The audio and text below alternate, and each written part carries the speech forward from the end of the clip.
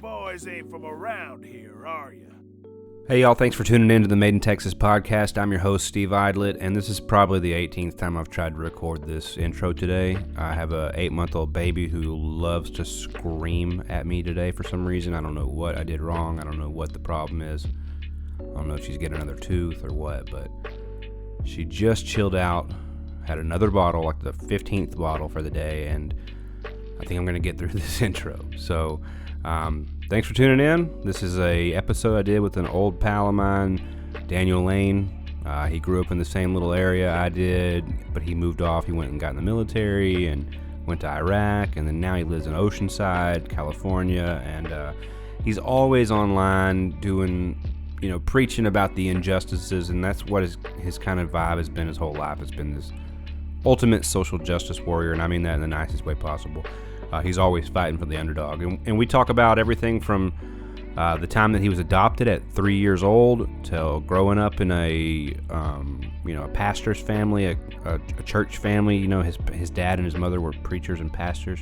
To everything from that to Star Wars to everything in between. He's huge in the Star Wars community. He's got his own hashtag that says, "Put Daniel in Star Wars," and he wields these homemade lightsabers around all the time, and just a totally interesting dude, and super glad he sat down and had the time to sit down and record an episode with me. So as always, be sure to hit the subscribe button and share it around if you like it. Here you go. Hello. Hey man, how you doing? Okay, Paso, how are you? Dude, I am doing really good today. It's a really good day. How about yourself? It's all good in the hood. Nice. Are you still in the military over there? No, I got out in 2010. I did my 4 years and got out, man. Gotcha. I didn't know if you were still over there. I thought you were near a base or something, so. Yeah, no, I am near Camp Pendleton, so like we still get the bombing, like we can hear and feel the bombing that they do with like the heavy artillery out there.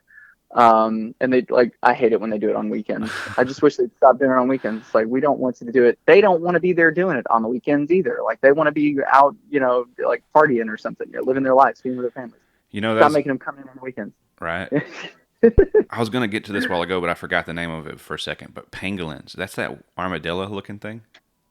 It is. They're really cool creatures. I watched the thing on it. I don't like on an airplane or something like that. There's nothing else to watch, and it was like, watch this 20 minutes on pangolins. Pretty interesting.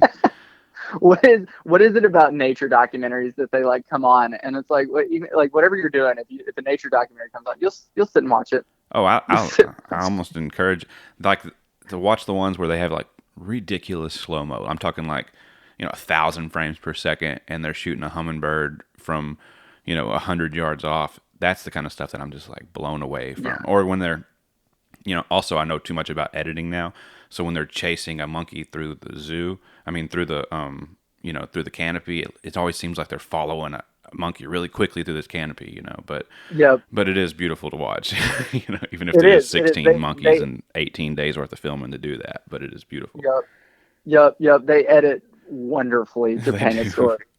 And then we watch mainstream media, and we don't see how we're getting duped every day. We don't see it. Oh, it's the same sleight of the hand, Yep. It's the same, and it's the same company doing both of them. It's Disney that owns all of it. Fucking Disney. After all this time, I know. We wanted them to be the heroes of the story, but they're really the villains. So don't they own Star Wars? Yeah, they own Star Wars. I'm super salty about it. Okay. And it's a hard thing because I like Disney. I grew up on Disney. Yeah. So it's I love their movies. A lot of their movies have the greatest message, and the artistic creators, the people making the movies, are not the same corporate D-bags that you that are running the place. And so it's a hard thing because I love the art that Disney puts out and Lucasfilm puts out. I've always loved Star Wars. But I hate Disney, and with all the Epstein stuff that's been coming out, it's Disney's tied up in all of it. They covered up the fact that he was arrested 3 other times. Oh, really? Before the last time he was arrested. Yeah, they were squashing the story. I think he was pretty anti-Semitic too, if I recall.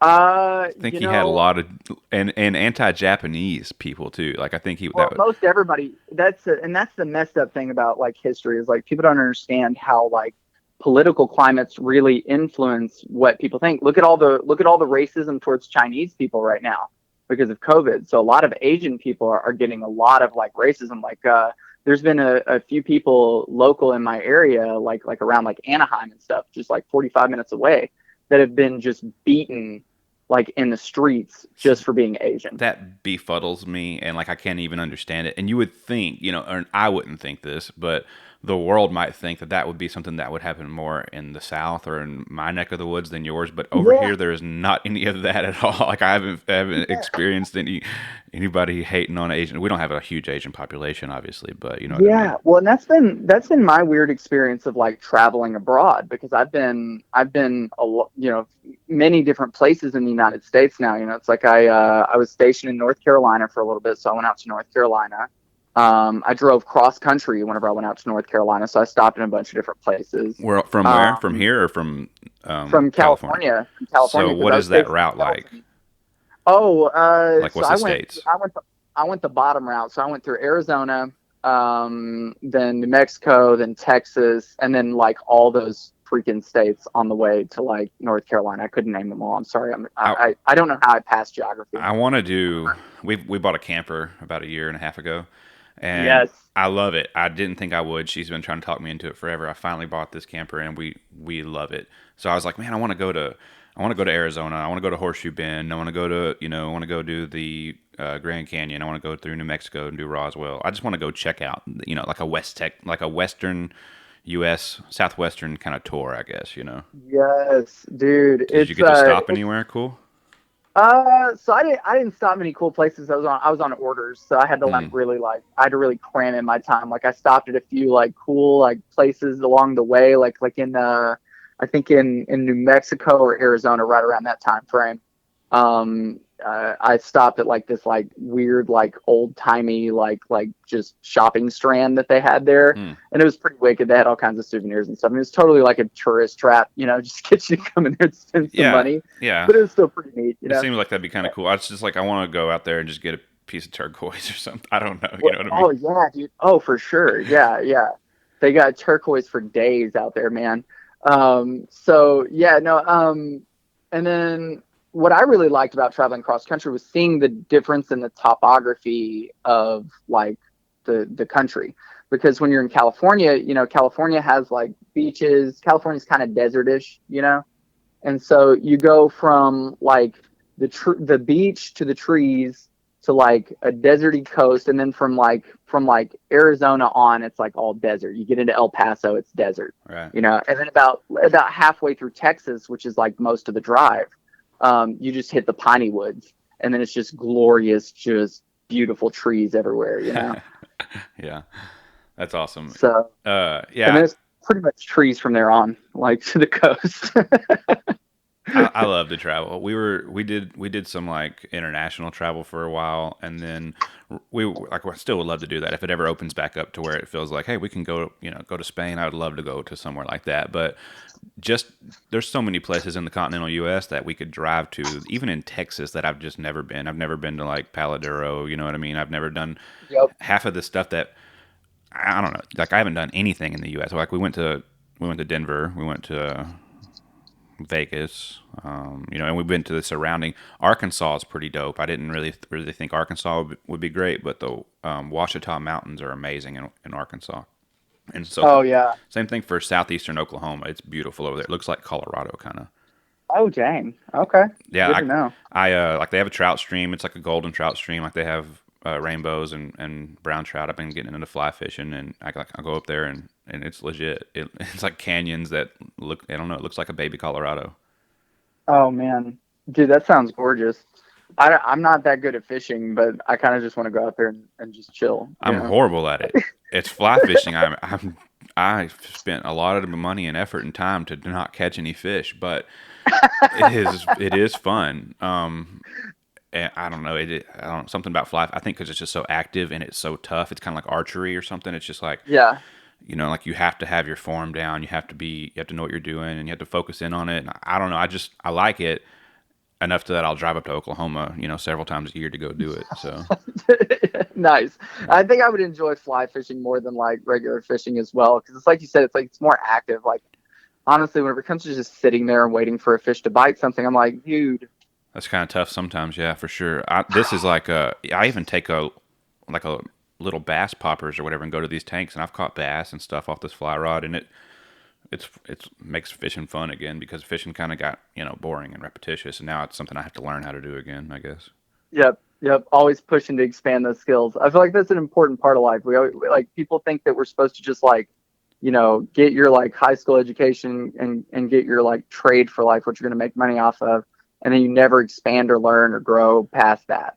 That's Like, so boring to me. And that's probably my issue. If I was a little bit more less scatterbrained, I probably would get a lot further in the things I do. But obviously, I'm into like 1,000 things. So oh, dude, like I I'm feel always like, well, what's the new thing I can spend 6 months trying to?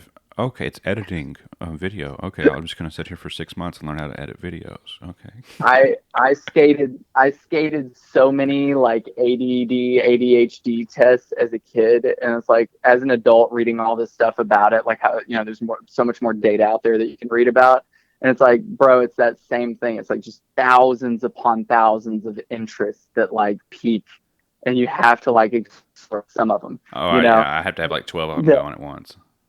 Yep.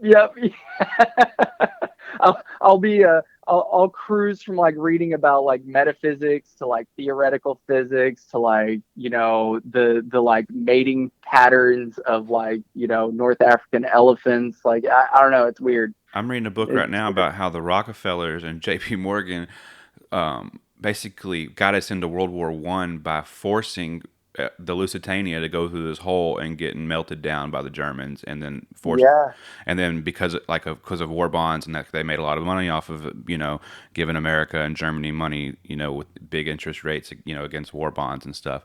Yeah, I've hopped between different the other day it was the Indians, which is crazy. Like you grew up right here where I grew up, and like the Comanche around here, like we grew up knowing about Sarah Parker, or not Sarah.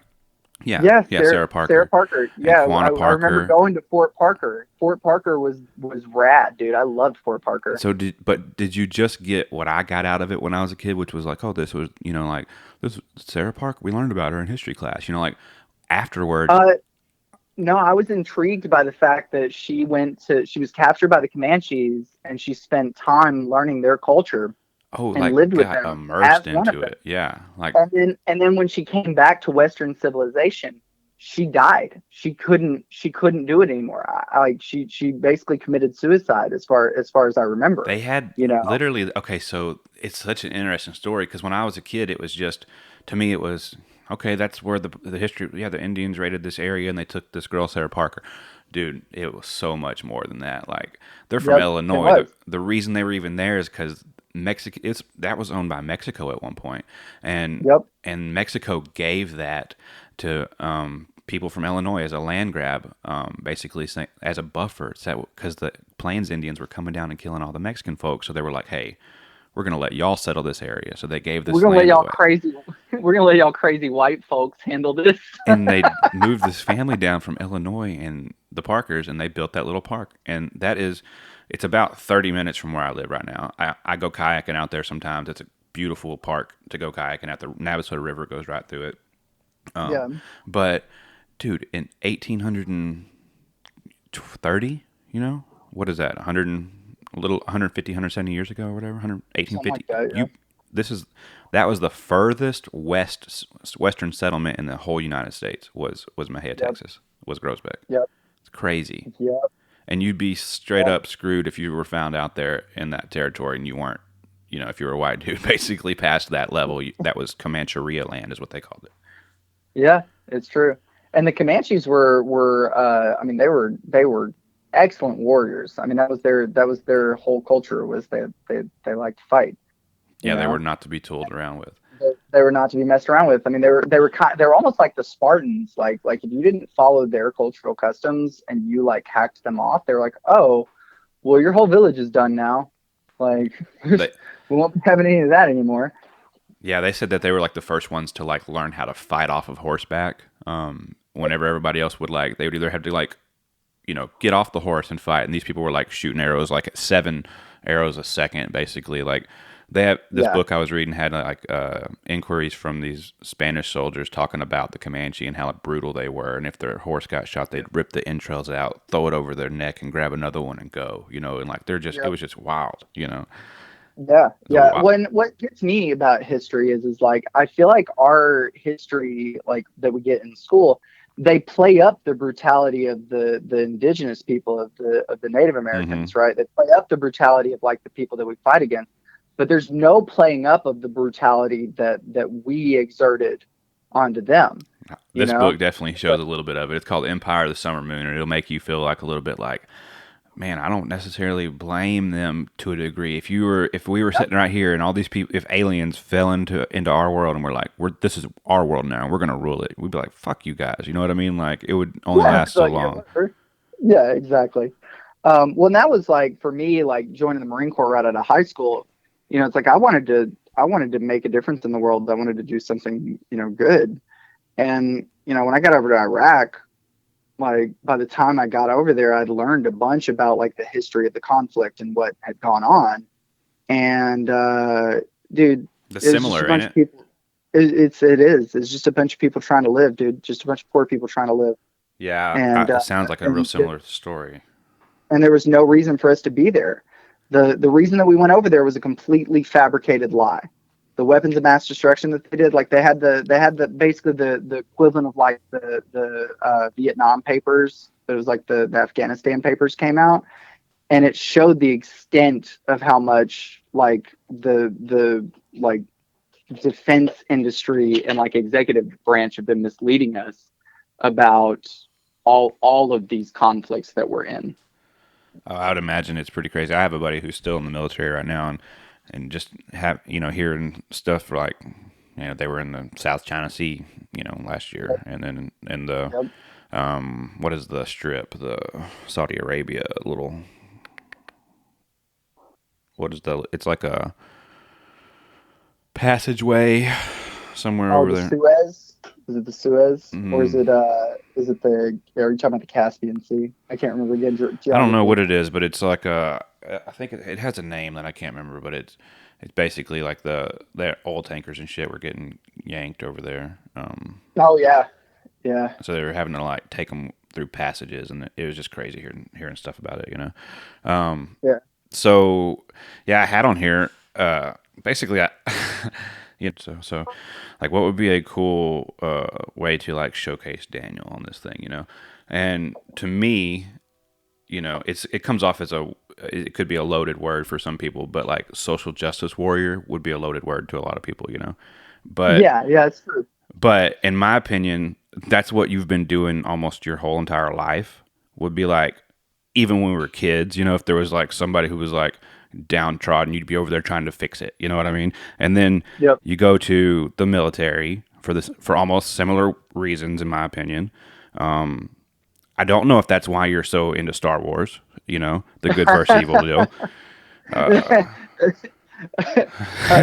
The other day, I'm on Facebook, and you're preaching about anti-homeless architecture, which, let me tell you, I've never heard of, didn't even know existed, and now could probably give you a couple examples at least of like, oh, that could be that. You know what I mean? Like I brought this up to somebody the other day I was telling them about your anti-homeless architecture thing, and they're like, oh yeah, if you go to the airport and they got like a bench out there that you could seat like 6 people on, but they have these like armrests that are always there. That way you can, rest your arm there. And I was like, yeah. He's like, that's not to rest your arm. That's so homeless people can't sleep on it. And I was like, Yeah. oh, Yep.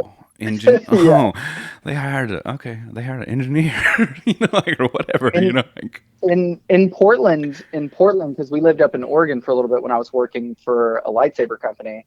They've actually slanted the benches so that you can't just sit on them. You have to have your like feet planted and be like pushing you're leaning against the bench. Wow. So Yeah. Oh, dude. conveniently inconvenient is what that is.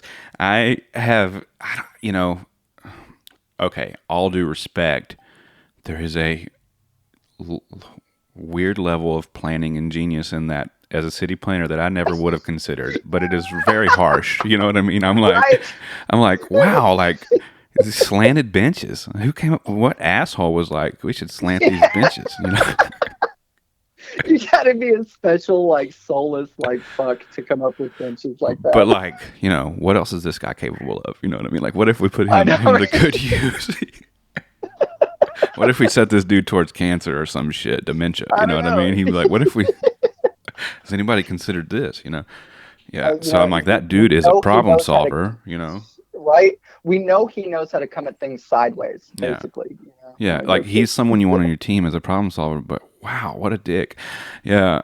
So tell me about that. Let's go into that one real quick. So like, I So, got on so, Facebook and you're in the middle of a rant. So give me before. yeah. So, all right. So, my wife and I have been, sort of, like we've been hanging out with this outreach group called Sunny Street I thought you were Outreach. gonna say a homeless guy named Sunshine. Keep going. Oh, well, I mean, I know most of the homeless people in Okay, this area. for Like, sure. it's kind of, yeah, it's kind of weird. So you're in this But outreach program. so yeah, we've just been kind of like we've gone and volunteered when they can. They meet up early in the morning, and we have 3 kids, so we usually don't make it, but we donate to them when we can. And Elizabeth found out they were doing a protest over this anti-homeless architecture.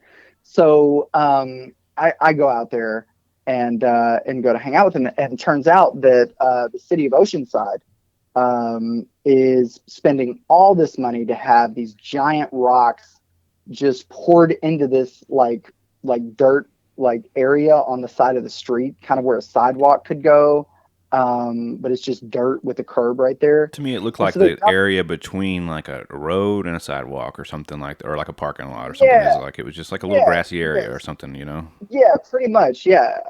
And so they were hauling in like at least like 15 to 20 trucks that day, and they'd already been hauling in trucks the previous day. What do you think And that these like cost? full Oh, dude, when I was looking at it, it could have been anywhere from like depending on the rocks that they were getting, anywhere from like $5,000 to like $12,000 per like truckload, and that's not even paying the truck to come out and like deliver. That's not even delivery It's just costs the right there. rock. That's just the cost of the rocks. Not to mention, each of those city guys are getting at least 15 to 20 an hour Yeah. to be out there working.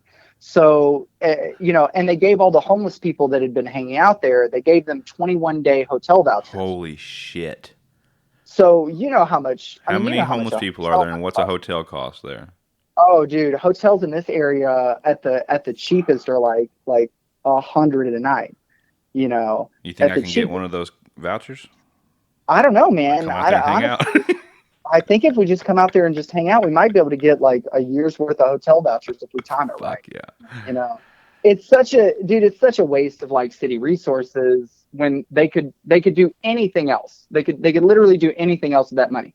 They could like the advocacy group that we were talking with, that we were working with, they wanted them to plant fruit trees out there. So that at least there's there's just fruit trees on the side of the road. That way, if they're there, that they can have food that they need. And then they also were talking about other ways to get these people off the streets and into something that is sustainable. Because a lot of these people that are living out here, they don't know how to live off the land. They don't know to go dig like a trench to put your waste in. They don't know any of that. They don't have any bathroom access. They don't live cleanly. A lot of them are addicted to drugs and struggling with addiction, and And they're they're not probably getting the not help that they need. concerned. Yeah, right. They're not concerned about some of that stuff And they're either. getting and it's getting treated as a criminal justice issue and not a humanitarian issue, not a societal issue. And that's the thing. It's like with addiction and things like that, that addiction is a response to environment, to what's going on. Yeah, it's a choice, but you don't make that choice typically if you have a good support system around you. So a lot of these people are falling through the cracks. They don't have anybody that they can rely on. And I was talking to one of our guys that's running for Congress in the next election, and I was telling him, I was like, if it wasn't for the fact that like I had a family support structure, like when I lost my job at Saberforge, I would have been homeless if we didn't have a family support structure that we could come and be with, and have help us and have us help them. Especially during this last year with the pandemic, with like businesses being shut down and people losing their jobs and stuff. It's been financially tight, but we've been able to make it because we have a support structure. when people don't have a support structure, that's what they turn to. So, it's like taking and criminalizing them for just trying to find somewhere to sleep at night is so messed up. Yeah, that's a tough dichotomy. It is. It is. It's like They're not going to go. The same guy who said yes to the freaking slanted seats and the 100K worth of rock is definitely not going to be like, let's feed them with trees and keep them, give them some, like, that's definitely not going to go over in his book either. No, and that's one of my favorite quotes from Albert Einstein. You cannot solve a problem with the consciousness that created it. Cannot solve a problem with the consciousness that created it.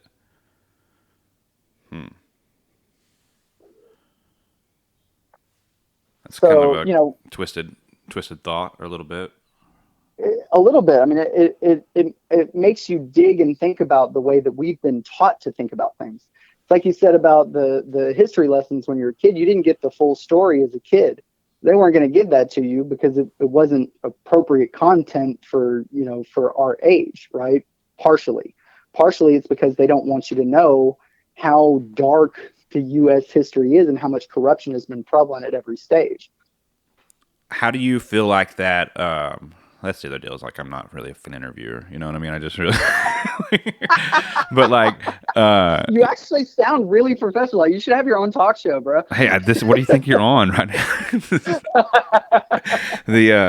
So to slide off of that, but let's keep the theme going there. What is it about Star Wars to you?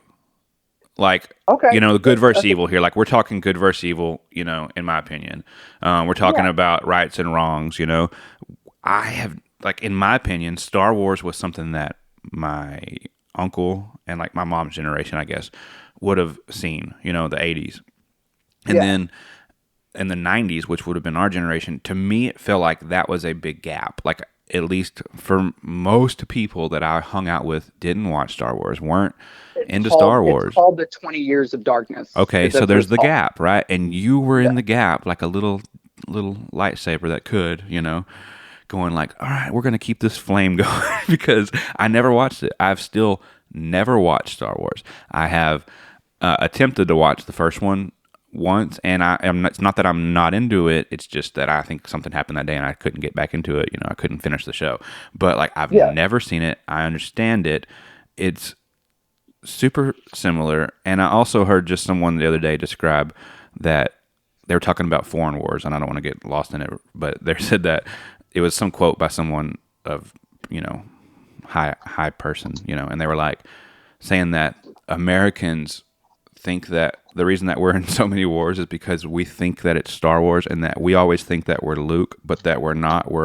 I don't even know enough to do the reference. Darth Vader. We're Darth Vader, that we come in to someone's house and fuck it up and blah, blah, blah, blah, blah. But we think that we're Luke every time. So I was like, oh yeah, I wanted to see what Daniel thought of that, Yeah. So for me, I was adopted when I was almost 4. I was about 4 when I was adopted. Got that on the list right here too, boy. Yeah, and I came from kind of a hard home life. So when I was adopted, my adopted parents were pastors of a church in Buffalo, and they were really strict, Christian pastors. And I tried my best to be the best pastor's kid growing up. You were good at it. Thank you. For me, I struggled with a lot of anger issues growing up. Like one time, I beat my oldest brother-in-law. I think he was 18 at the time. I beat him down with a rubber baseball bat because he was picking on me, and I got upset. And I beat him to the ground with a rubber baseball bat. I blacked out. I don't even remember it. And then another time, he was picking on me, and then I just punched right level with my face, and I connected with his groin, and I dropped him. Like, I had real serious anger issues as a kid.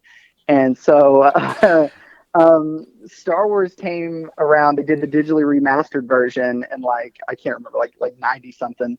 And so they brought all the Star Wars toys back to Walmart. And at the time, I was really interested in being an astronaut. Like, I was really interested in space travel, all of that. And I saw the Star Wars toy section, and I fell in love. And then I finally got the trilogy. I watched the trilogy like thousands of times. I could quote the movies like line for line there for a while. And for me, the journey of Luke was one of overcoming his family's, like, his generational curse, and also of overcoming his own anger and darkness that he had inside of him, his own pride, his own ego, and everything like that. To me, the Force also was like a perfect allegory for God, because God, if you really look in the Bible, God was very averse to being called God.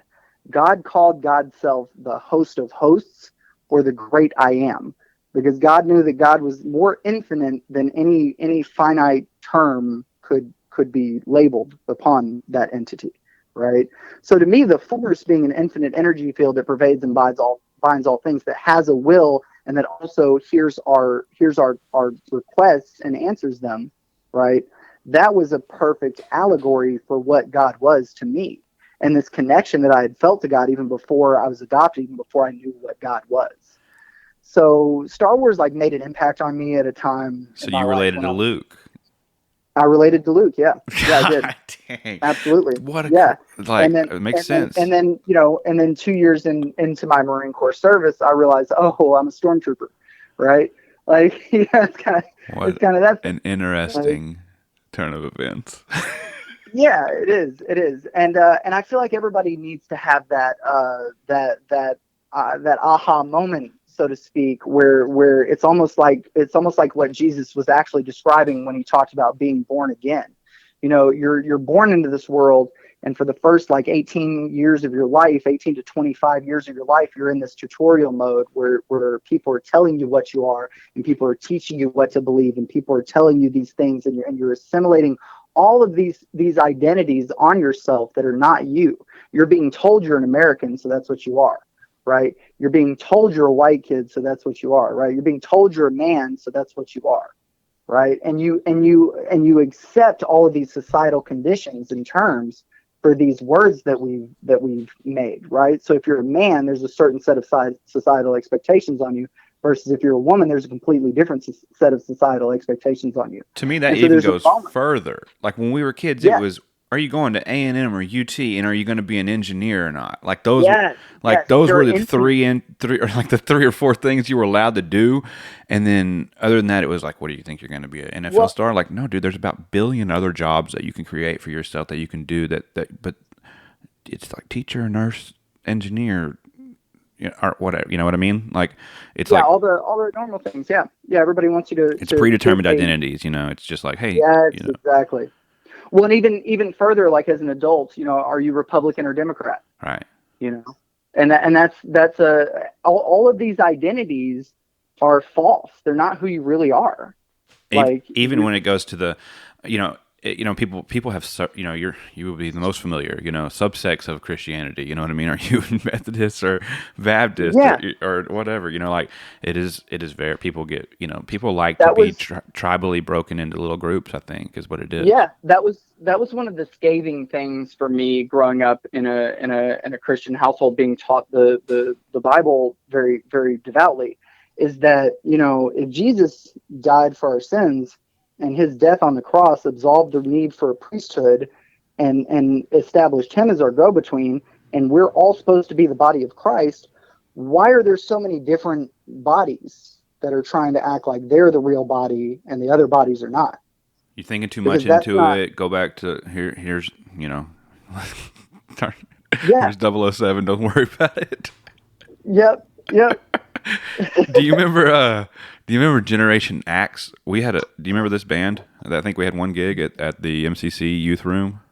Yes, I do. I had such a hard time playing the C chord. I don't know why. The C chord was really difficult for me for a while.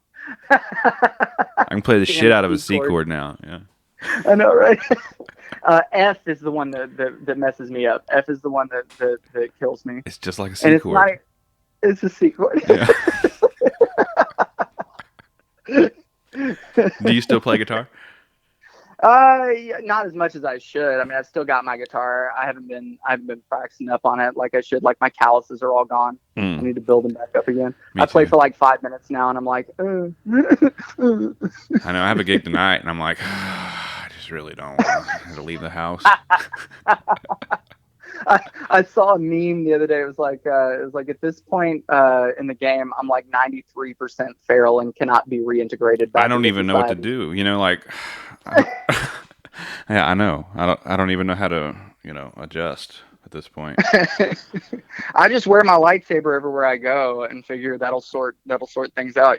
On a scale of 1 to every single day a week, how many days a week do you honestly wear a lightsaber on your belt?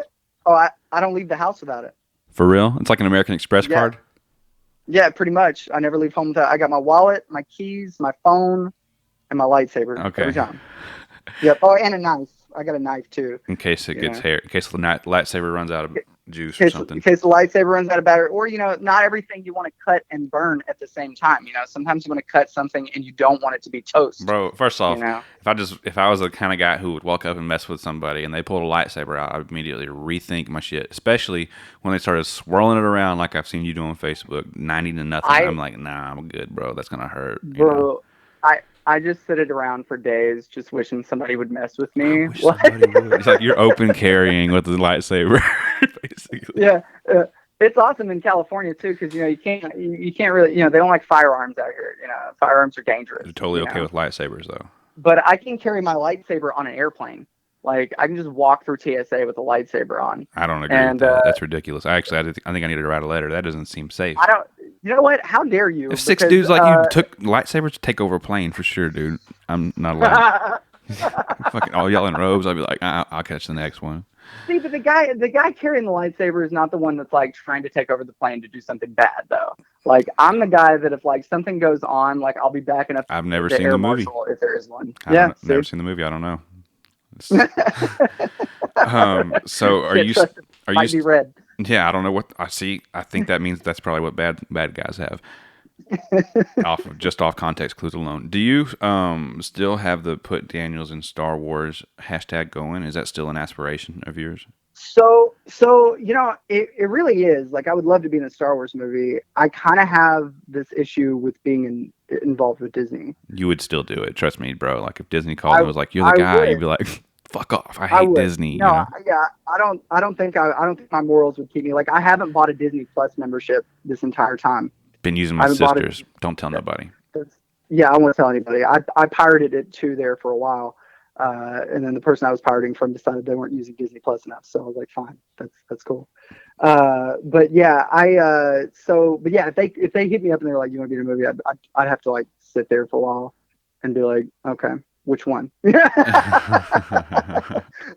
one y'all doing? So, and so did that, in my opinion, it got traction. I don't know if it did. Did you develop a following from that? And did you do some kind of go? Well, when I was working at Saberforge, I built a following on Instagram of like 27,000 followers. Exactly my point. Yeah, that's good. And I'm down to like 15 right now. Like I haven't been doing anything. When I got fired from Saberforge, it wasn't just what I went through at Saberforge that like caught up with me, but it was like 30 like years of like trauma and stuff that I hadn't dealt with properly because I had just been giving it to Jesus for a long time. And that's stupid. That's one of the things I really. It's the same as like in a drug addiction almost. You're really just pushing it off on somebody else's shit. You're like, hey man, you're pushing it in this little Jesus shaped box that you put inside. You put all your nasty stuff that you don't deal with, and you don't actually deal with. And that's why I really love one of Alan Watts' sayings where he said, Jesus was not the man he was by making Christ his personal savior. And to me that was a saying that really helped me like kick through some of this like breaking of religious indoctrination that I grew up with and getting in touch with like the real spiritual path that I was always meant to be on, that I was always walking. But yeah, so my mental health took a real dive after I left Saberforge. And I took a bunch of hits trying to get my own business off the ground, and things going to like, get income on the table and stuff like that. And it was just bad. So I feel like I'm like finally coming out on the other side of that with a little better perspective and like, coping mechanisms and things to like deal with the like mental health issues that I'm like working with. But yeah, it's been a journey, man. It's been a journey. I haven't been posting anything on social media, so my like put Daniel in Star Wars hashtag hasn't gone anywhere in a while. I still think it did pretty good for because I've over the last decade I've done a series of random throwing pasta at the wall of the internet, seeing what'll stick, and like it's been 7 straight years of trying to market a band, and like. Yep. And it was a business. Like we were going like 3 days a week, going to some bar in Texas, like in Alvin or Lufkin or Bryan Oh, or and you guys were Huntsville. killing it, dude. You guys were killing it. You guys were putting on really good productions. I watched some of your live feeds from some of them. Well, like even then, it's just like you put all this effort into this thing, even like this thing, like the podcast or a YouTube channel or anything else that I'm doing. You put all this effort into it, and you hope it does well, and then 27,000 followers on Instagram is pretty freaking good, dude. Like, I mean, I like as know. far as like if you're trying to be a quote unquote influencer in the Star Wars world, which is as a guy who's like focuses so much on marketing branding, you need a niche. You need one specific thing. Star Wars. Like that's the biggest one almost. Like it is perfect. Yep, it is. You could catch like a fraction of a half of a percentage of their fans, and it would still be like, obviously 27,000 people or whatever, you know what I mean? Yeah, yeah.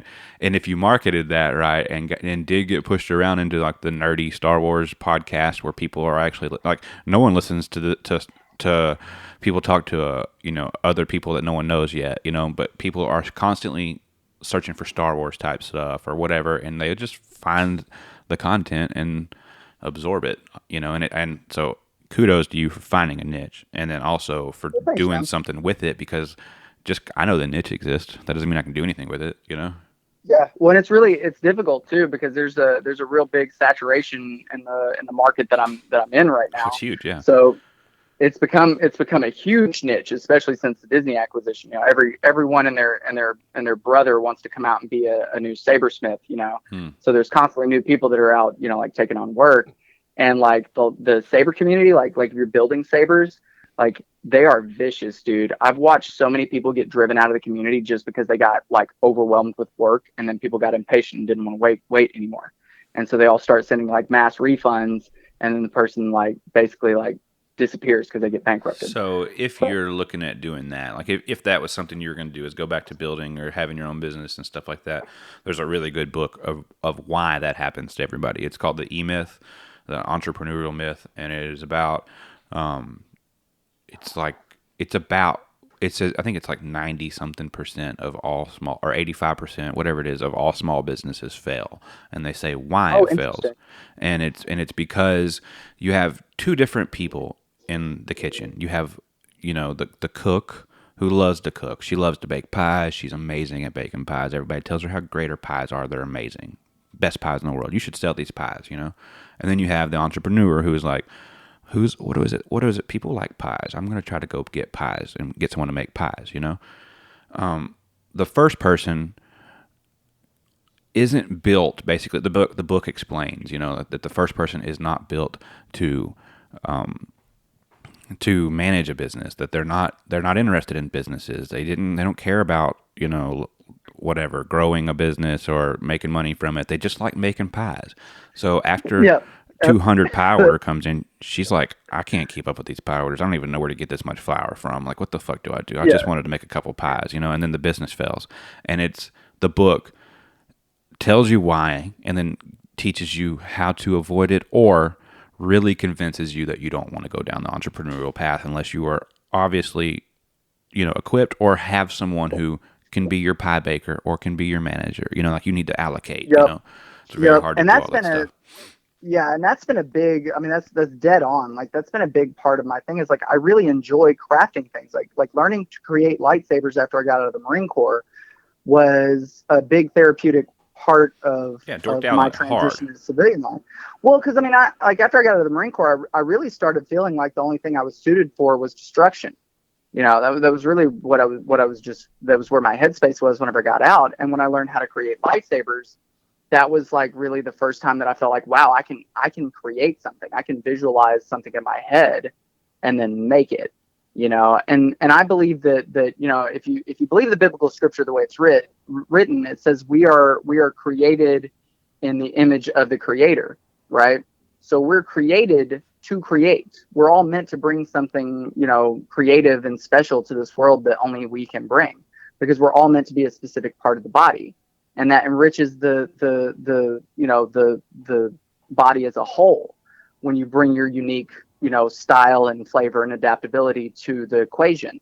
And that's one of the ways in which our society is very poorly structured, because we have a society that says you got to work to live, or you got to live to work. Like you got to live for your work. You have to be up at before the sun's up, work until the sun is down, and make lots of money for anybody to really think you're successful or special.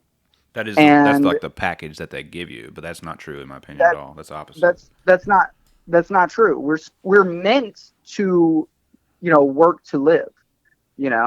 We're meant for our work to assist and enrich our lives, not, control and oppress. I have so many of my friends who have golden handcuffs. Like it's like they've literally worked themselves into a position. That's another good book that, if maybe not for you, but for anybody listening right now, it's called Rich Dad Poor Dad. Yep. I know it's if you're talking about self-help finance book, someone who really into it might roll their eyes at that book. But to me, it did help me understand the difference between assets and liabilities. It helped me understand perspective of money. Why did I even bring that up? What did you say right before that? If our education system actually gave a damn about teaching us skills that served us in life, we'd be learning that. We'd be learning all that in school, Right. So it's like, they cut off our nose to spite to spite their own faces, because if we don't succeed economically, the nation actually suffers economically, because the more we produce and the more that we earn, the stronger we are as a populace, and the better our nation is. Right, and that's what I was about to say, was about the golden handcuff thing. Like you're talking about how everybody, Yep. like they just like put themselves in. Like I got buddies who make way more money than me. I don't even make any money right now. Basically, like I make money whenever I have gigs and do. Like I'm a freelance artist at this point. But like I got buddies who make a couple hundred, $150,000 a year, whatever, and they live in this huge complex. Like it looks like a big freaking amazing home. Big pool, like dope cars, but it it has tied them into this mindset that they have to like keep up with the Joneses, and then now you have to stay into the workforce. Now you have to do all those things. You can't go create because you're literally like you're working for someone else who already created, and they have a lot of shit they need you to do. And in the oil field, that was my demise. I hated it. Like that was what every day. It was monotonous, clocking in. It was like watching an hourglass drop sand out every day, and I'm like just sitting there, just clicking along, like checking the same gas wells. If they screwed up, somebody above, for a lack of a better term, somebody above me who doesn't know what the hell they're talking about is going to call me questioning about it, and then I'm going to fix it, and then someone else is going to go down. They're going to do the same thing. This happens every day, forever. Yep. Every day you wake up for the next 50 years, you might be this guy who you work with who's miserable and hates his life, and that's all due to that like social norm that they've painted us into. Yep. We need this, comfort of a job. So what are you doing now? Are you working for yourself or trying to still, or what? Well, so I actually just recently got my I got my 100% disability rating from the VA. Congratulations. So, thank you. I'm very thankful for it. It's almost worth how much pain I'm in. Yeah. I call it worth it. I'll tell you right now, it's worth it. Good for you. Right? Yeah. No, I know. So right now my wife and I are saving up to get our own place. I'm looking at a couple places to work, but I'm actually taking more steps back to get some things going for what we want to do business-wise, because I've decided, my wife and I have decided that we want to structure our business as a like not-for-profit called Sabers for Smiles, which was something that my wife came up with when I was working at Saber Forge, which is kind of like we want to do like outreach stuff with lightsabers. Yeah, I think that'd be beautiful. And also the people, it is such a good, like if it is a good cause, just speaking from myself and from people I know, if it's a good cause, people will get involved with it. And also, especially if there's lightsabers involved and they're into lightsabers, it's like, I think that's a worthy way to spend your time. And not-for-profit companies still have, ways to pay their bills and stuff like that. Oh yeah, So you can obviously do that in a way. You still pay yourself. You still pay yourself a wage. You're not in it to become, like the next Jeff Bezos. Right. You know what I mean? We want to be, and the reason I'm structuring is like a not-for-profit and not a 501c is primarily because I don't know, I feel like the government tends to feel like it has a say in what you do when you're a 501c. They're like, well, do you want to are you going to use your platform to affect political change? Right. I'm like, maybe. I'm going to use my platform however the hell I want. So, and whenever you start structuring with them subsidizing your taxes and stuff, they get to say of what you get to do with it at that point. They get to say what you get to do with it at that point. So I don't want anyone, that's one of my big things where I'm at right now. It's I really can't have anyone in charge of me. I can't work for an employer anymore. My mental health space just doesn't allow for it. I'm always seeing the way that they're taking advantage of me. Yeah, and once you start seeing a light at the end of the tunnel, you don't want to go back in the darkness. You want to go figure out how to get more of that light. Yeah. And, if that means whatever that is. Bro, and I feel like that's why a lot of veterans come back really messed up. Because when you're in the Marine Corps, they own you. You're a slave. You signed a contract. They got you for 4 years at least. And so when you get out, there's kind of this weird taste of freedom that you get when you get out. And then you find out that the America that you came back to is not really as free as you were trying to fight for it to be. And then a lot of people end up messed up. A lot of people end up really messed up from it. And they end up fighting the demons that they had from when they were in the military, the mistakes they made, the people they couldn't save, stuff like that. And it just piles up. And then just not assimilating into civilian life, because once you've been a Marine, it's almost impossible to re-assimilate into civilian life. You're just not normal anymore. It's a weird deal because I've never been in the military, but a lot of my friends have and came back and stuff. And there is I don't know if it's a haze or something, but it's something that will follow them. And it in my opinion, is temporary, but it is, and it could last longer for others. It could be worse for others. Obviously, it's a relative thing, but in my opinion, it is something that I think what it is, a lot of times, like you just said, they're making every step for you. They own you. They got all, and then you get out and you have these somewhat control of what your decisions are going to be now, and then, but there's, I don't know. So it's they, my buddies specifically have got out and they didn't have to do the things that I might have had to do if they went in right at 18, between 18 and 25, I'm broke, struggling, hating every day, trying to figure it out. You know what I mean? Well, when they get out of the military, that's when that starts for them, Yep. And in my opinion, it's so true. Yeah, and it's hard to express this, but it's not military specific. It's not them specific. They can get through it. It is just a thing that sucks that we can figure out, man. How do we figure it out? And if you could just get someone's attention, I think, during that, and you can, I'm 33. I have not had my shit together very long. You know what I mean? It took me a long time to figure out even what's going on around me, So if I was 25, I didn't have that 7-year gap to, figure out how to swim in these waters, and now they're like, all right, jump in there and swim with everybody. Yeah, it'd be a little bit difficult for a while, so I can imagine that would be, it's almost like something that I feel like everybody can get through it, but they have to get through it, You do. And what's even I feel like what contributes to it is that so many of these problems that we're talking about are such multifaceted things, Another thing is as men, we're kind of conditioned to just sort of get it done. Don't ask for help. You figure it out, Yeah. And so a lot of veterans, especially, they don't, the pride gets the best of them. They don't want to reach out for help. I feel like, I understand that. And they don't reach out for help, and then they just end up eating a bullet. And it's well, shit, there's at least 5 dudes that are sitting there thinking about how you just killed yourself and why the fuck they're still here. Stop killing yourself, reach out for help. It's an emotional maturity kind of deal, and it's hard to tell someone how to do it. In my opinion, anything that is very, very, very hard in life, if it's even if it's like, leaving a relationship that's bad for you or whatever, or getting off drugs or losing whatever Yeah. the deal is, like it has to be a decision that it's like, you can't tell me to get off crack. You know what I mean? Like, I have to eventually like come to terms with myself, figure out why I don't like being on crack instead of just everybody else telling me crack's not good for me. You know what I mean? And Yep. so, Until you make the decision, it won't be a decision that's made. right. So I can't make a decision for a guy like that, and like I had a buddy, he wasn't in the he might've been in the military a long time ago, but what I knew of him, he was in, it's like about 50 years old, and he killed himself last year. And it's like, dude, like, fuck, like, I don't know. It's just like, it seems like,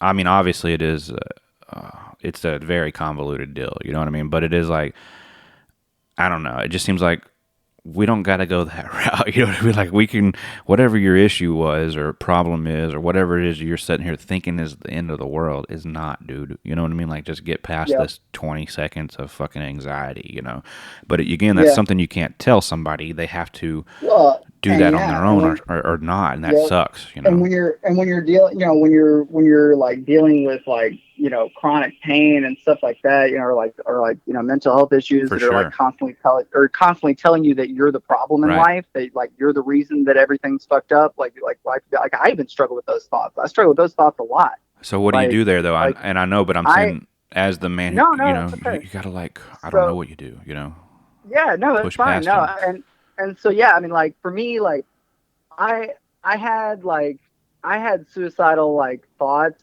even as far back as like 4, and like it wasn't like I want to kill myself. It was just like this general feeling of like, maybe the world would be better off without me in it, kind of thing. And when I was a kid, it was Christianity that kind of kept me from suicide, right? That was one of the things that like pushed me going through like, my entire life school career and like early years of the Marine Corps. Yeah.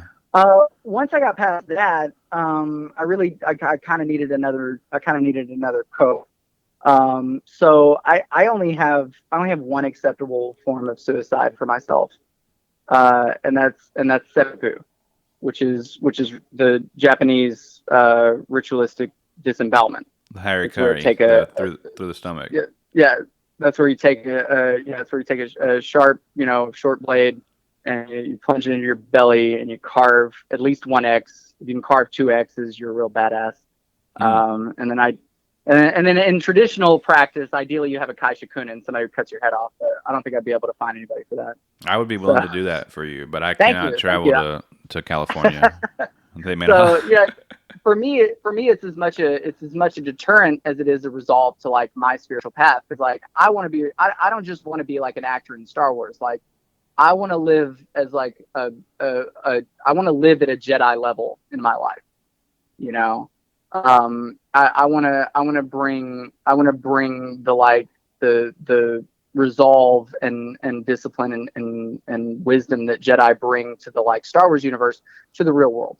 And so, my like I don't, it's like I just kind of figure I'm not done yet, It's tough to have virtues, ain't it? Yeah, a little bit. Sometimes it is. It's like, really I'm bound by this like ideology that I've kind of created for myself. You know what I mean? Like, I'm like. Did you watch Game of Thrones? Are you a Game of Thrones fan? The Hound. Every man's got a code. Right.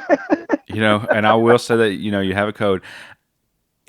I have trouble. I have my own code too, and I have trouble with it. And I feel like part of my self-development is to get outside of my own code sometimes, because I like whatever's comfortable or whatever I think or how I would normally react, like I'm trying to think of one I had a second ago, but like, it's like, I don't like to kowtow or appease, like that's in my code. like to not appease, like if someone is specifically being a squeaky wheel, and needing something, I don't know how the best way to describe it, but if they're fishing for a compliment almost, I'm not gonna, a lot of people will give you the thing that you're fishing for, but I can't, there's something in my gut that will not allow those words to come out.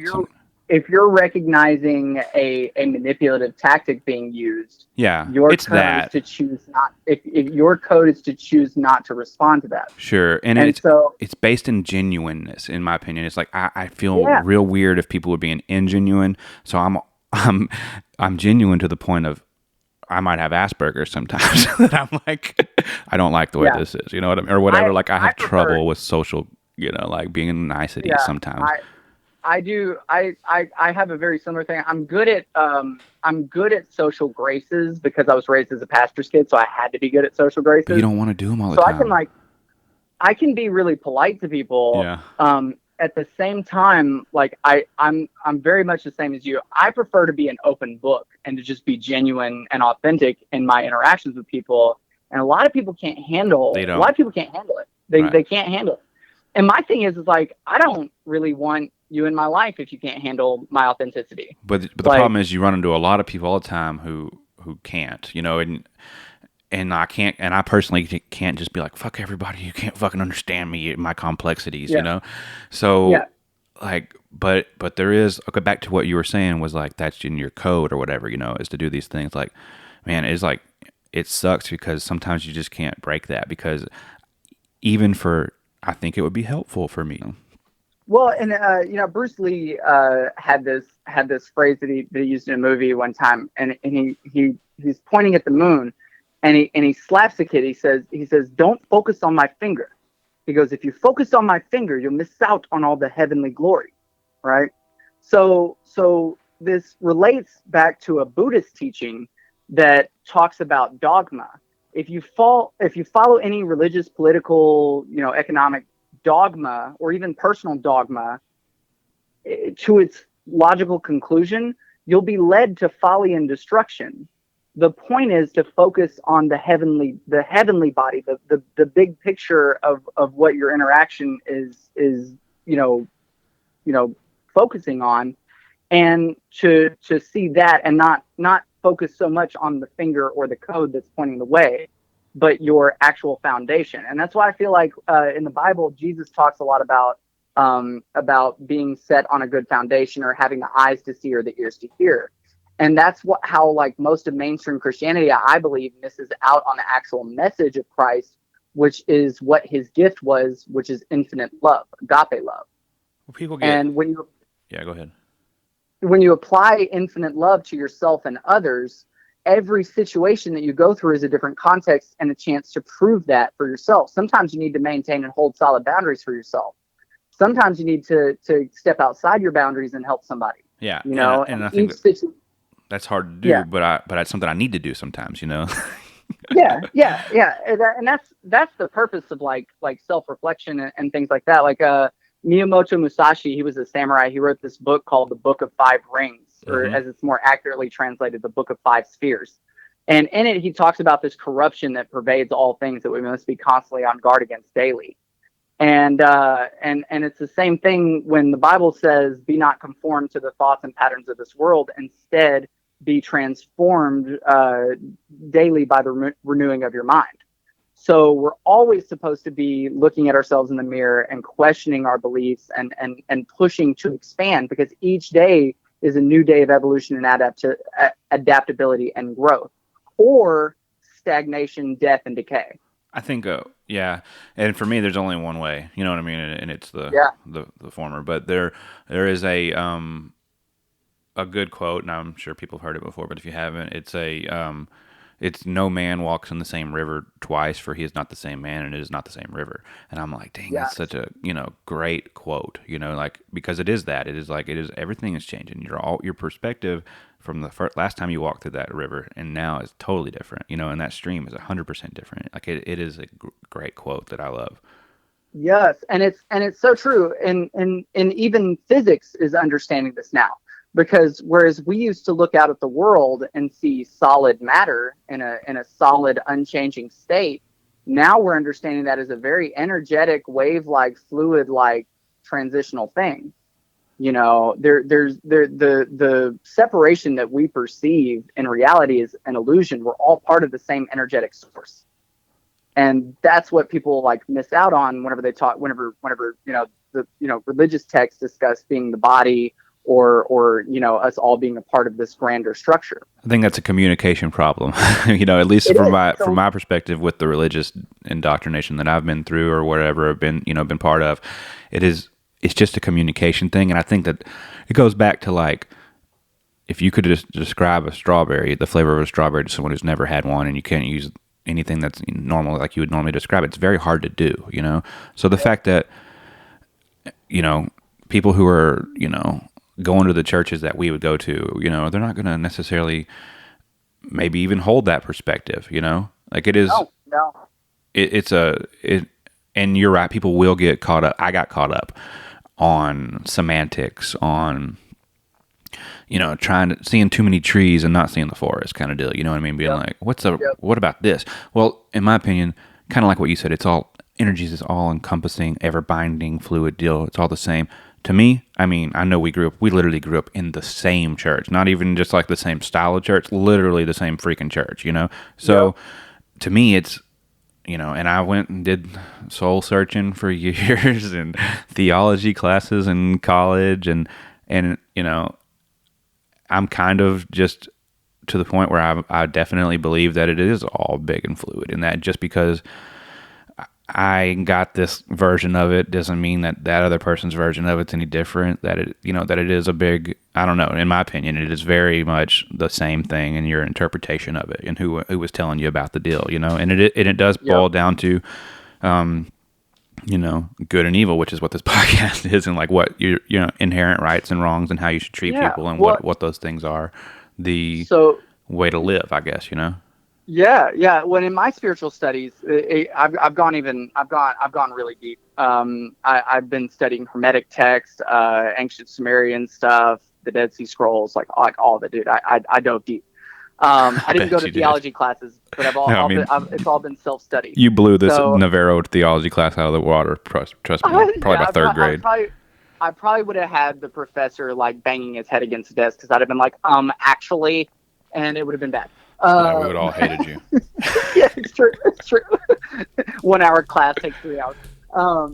So there, in the Hermetic texts, there's this, in the Kabbalion, there's this principle called the principle of polarity. There's actually 9 principles that govern both physical and metaphysical aspects of existence. Cannot wait to get into this. Go. They're pretty dead on. So the principle of polarity is that things that are opposites, are not separate things, but the same energy on a sliding scale. So good. And if you look at the ancient like Hebrew Cabal, like the Kabbalistic practices, they had a diagram of the tree of life, and on the tree of life, it's like these 2 pillars like supporting it, and on one side is like the pillar of severity, and the other side is the pillar of mercy, right? So at what point does good become evil?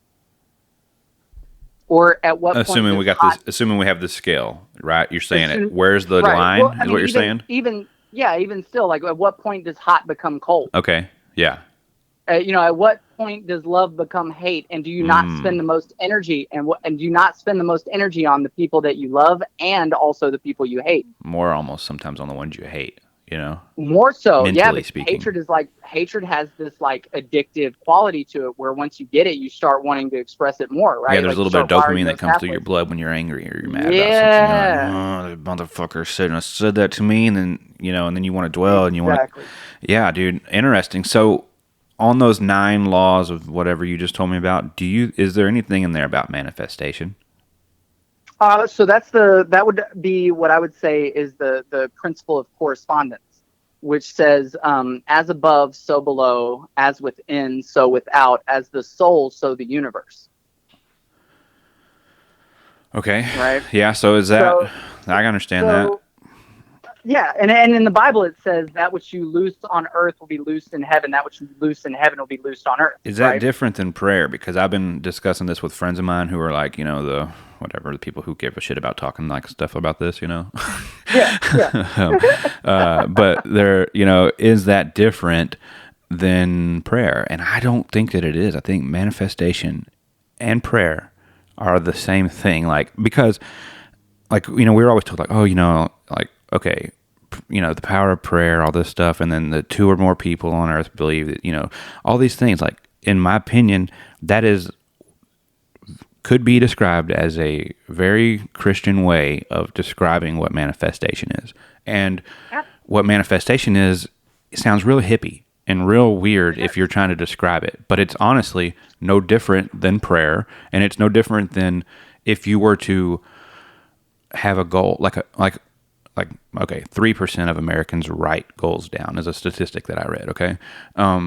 So writing a goal down isn't just writing a goal down. Then you have to like manifest, and you have to worry and stress about that thing if you're really going to get it done. If like you're really going to get in Star Wars, you would need to write down, that's your end goal, get in Star Wars. And you'd have to write down every little tiny fingerling off of that could get you there. And then you'd have to express all of those out, and that is manifestation. That is you focusing on a project or a thing that you want.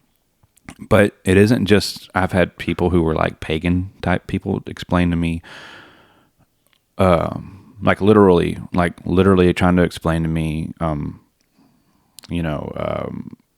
spells or whatever, and it's the same shit, but it is. But everybody gets hung up on their ritualistic version of it. This person told me literally, like, you write your intentions down with the Nordic design on this piece of paper, and it's literally, in my opinion, which you can't tell. Like, if you tell this person this, they're going to argue the opposite for a second. But if we zoomed out further, what's the fucking difference of me writing it down in a journal? I want to get land bought, and then, okay, well, how much is the deal?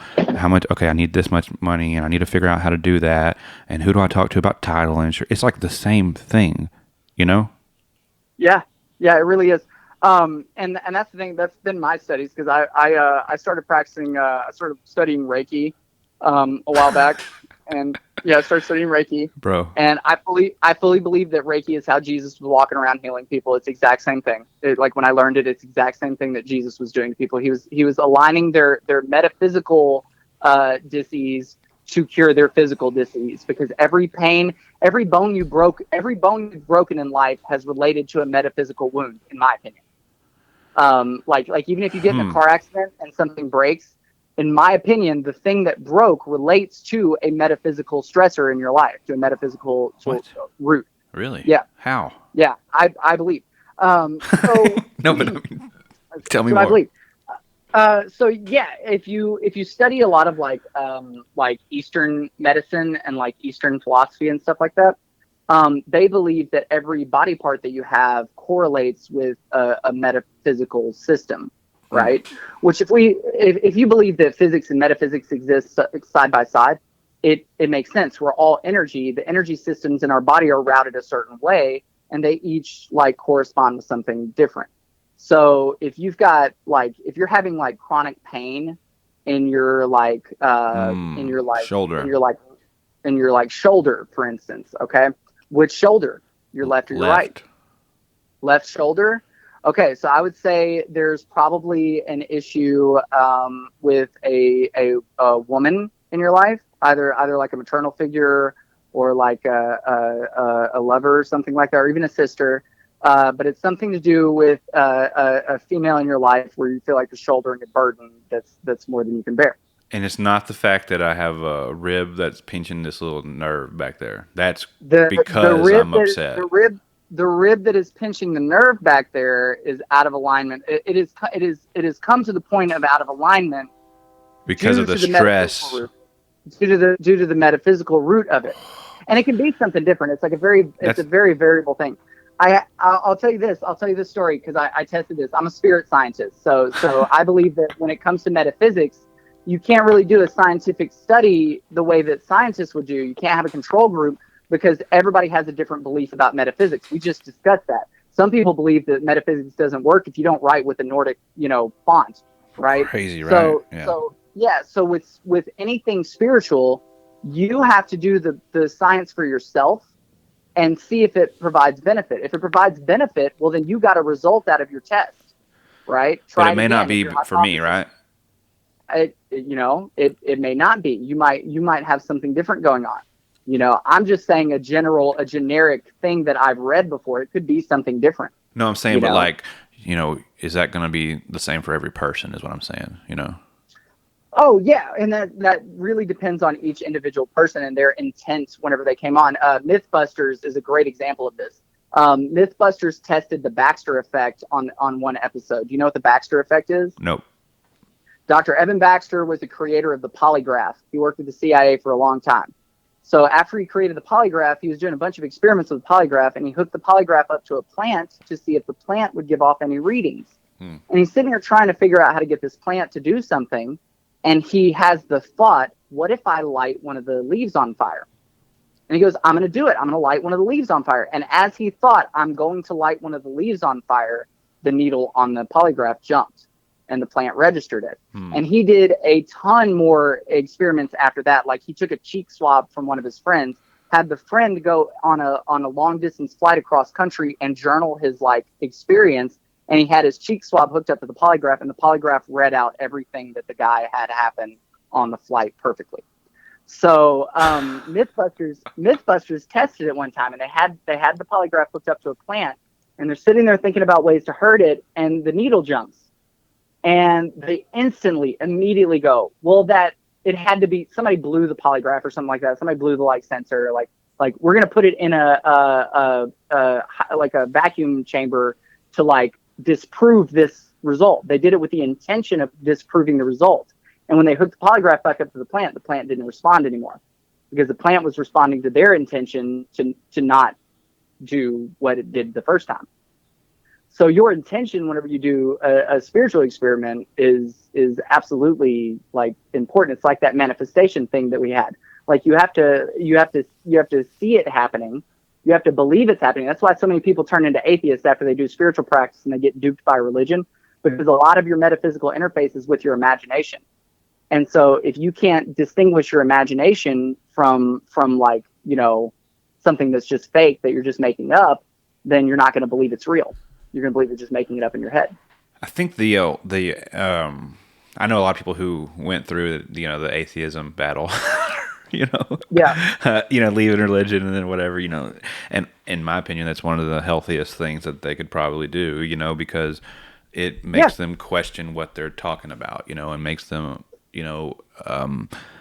have to explain from different, angles and think about it as opposed to just being, the sky's blue because the sky's blue and that's why the sky's blue, y'all. You know what I mean? Like it's, it gives them. One of the things that I love about atheists is atheists who choose to be empathetic and compassionate and really awesome people, and they have there's no promise of eternal reward for them. There's no threat of eternal damnation, influencing their decisions. And that's what Jesus meant in the scripture when he said, "Blessed are those who have accepted me without ever seeing me." See, and I know a lot of those people, but also those same people will get real fucking vile with you if you started giving them a perspective differing than theirs. They're the most freaking open-hearted.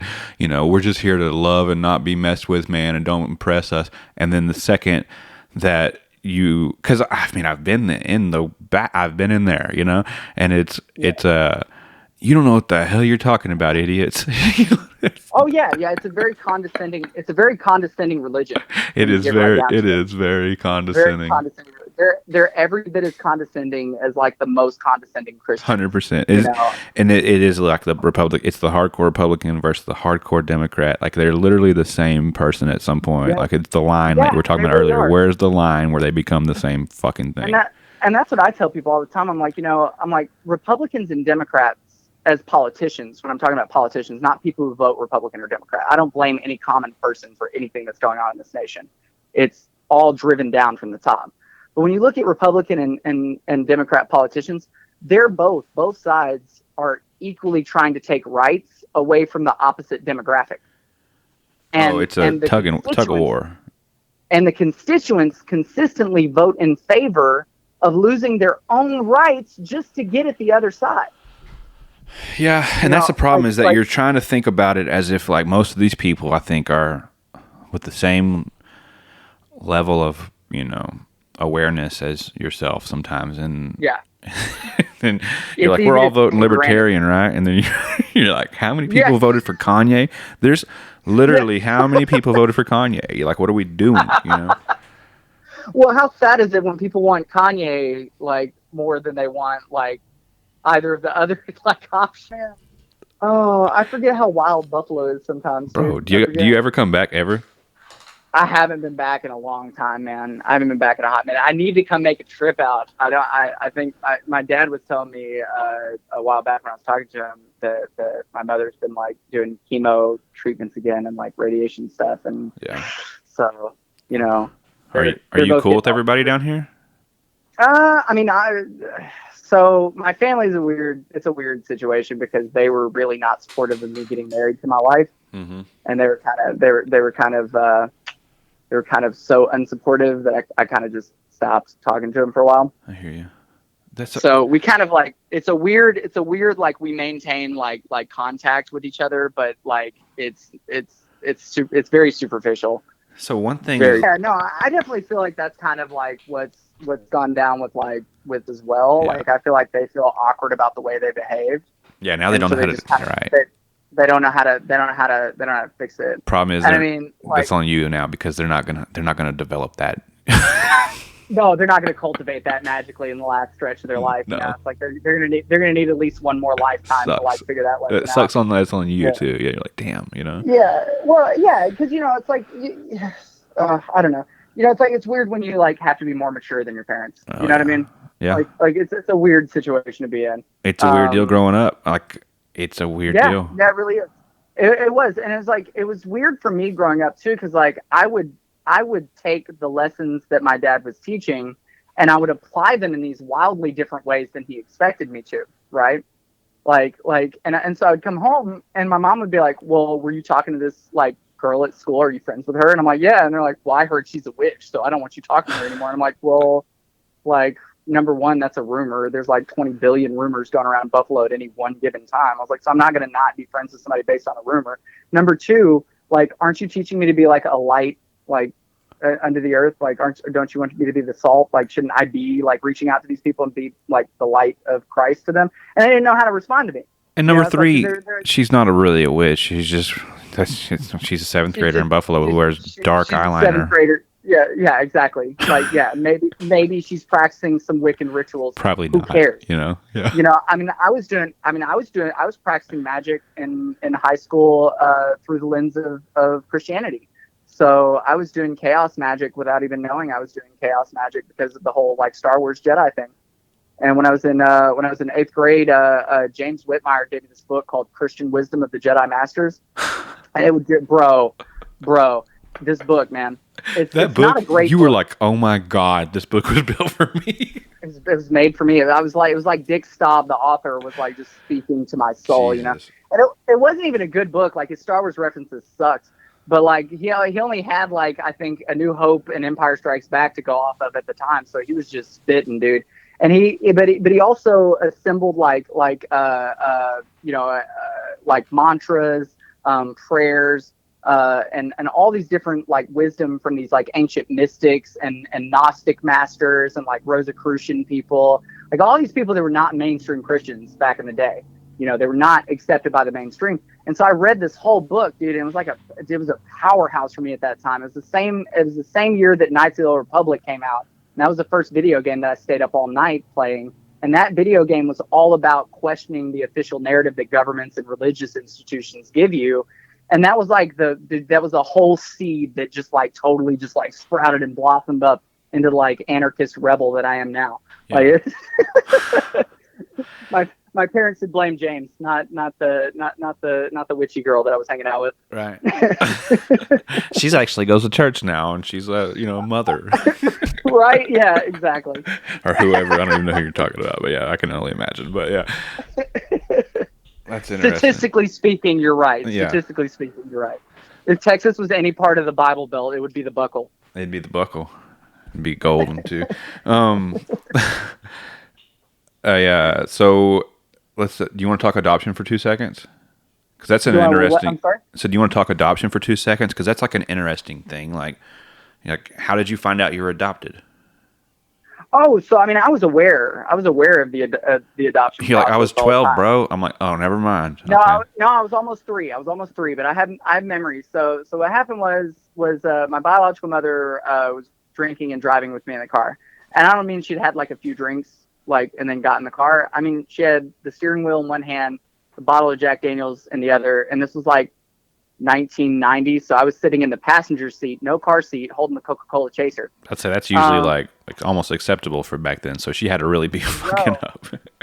she was really messing up. What she did was she high centered her vehicle on the like concrete median of the interstate in Houston, and then decided it would be a good idea to have me get in the floorboard and press the gas while she got out and pushed, and that was how the cops found us. Really? So she went to jail.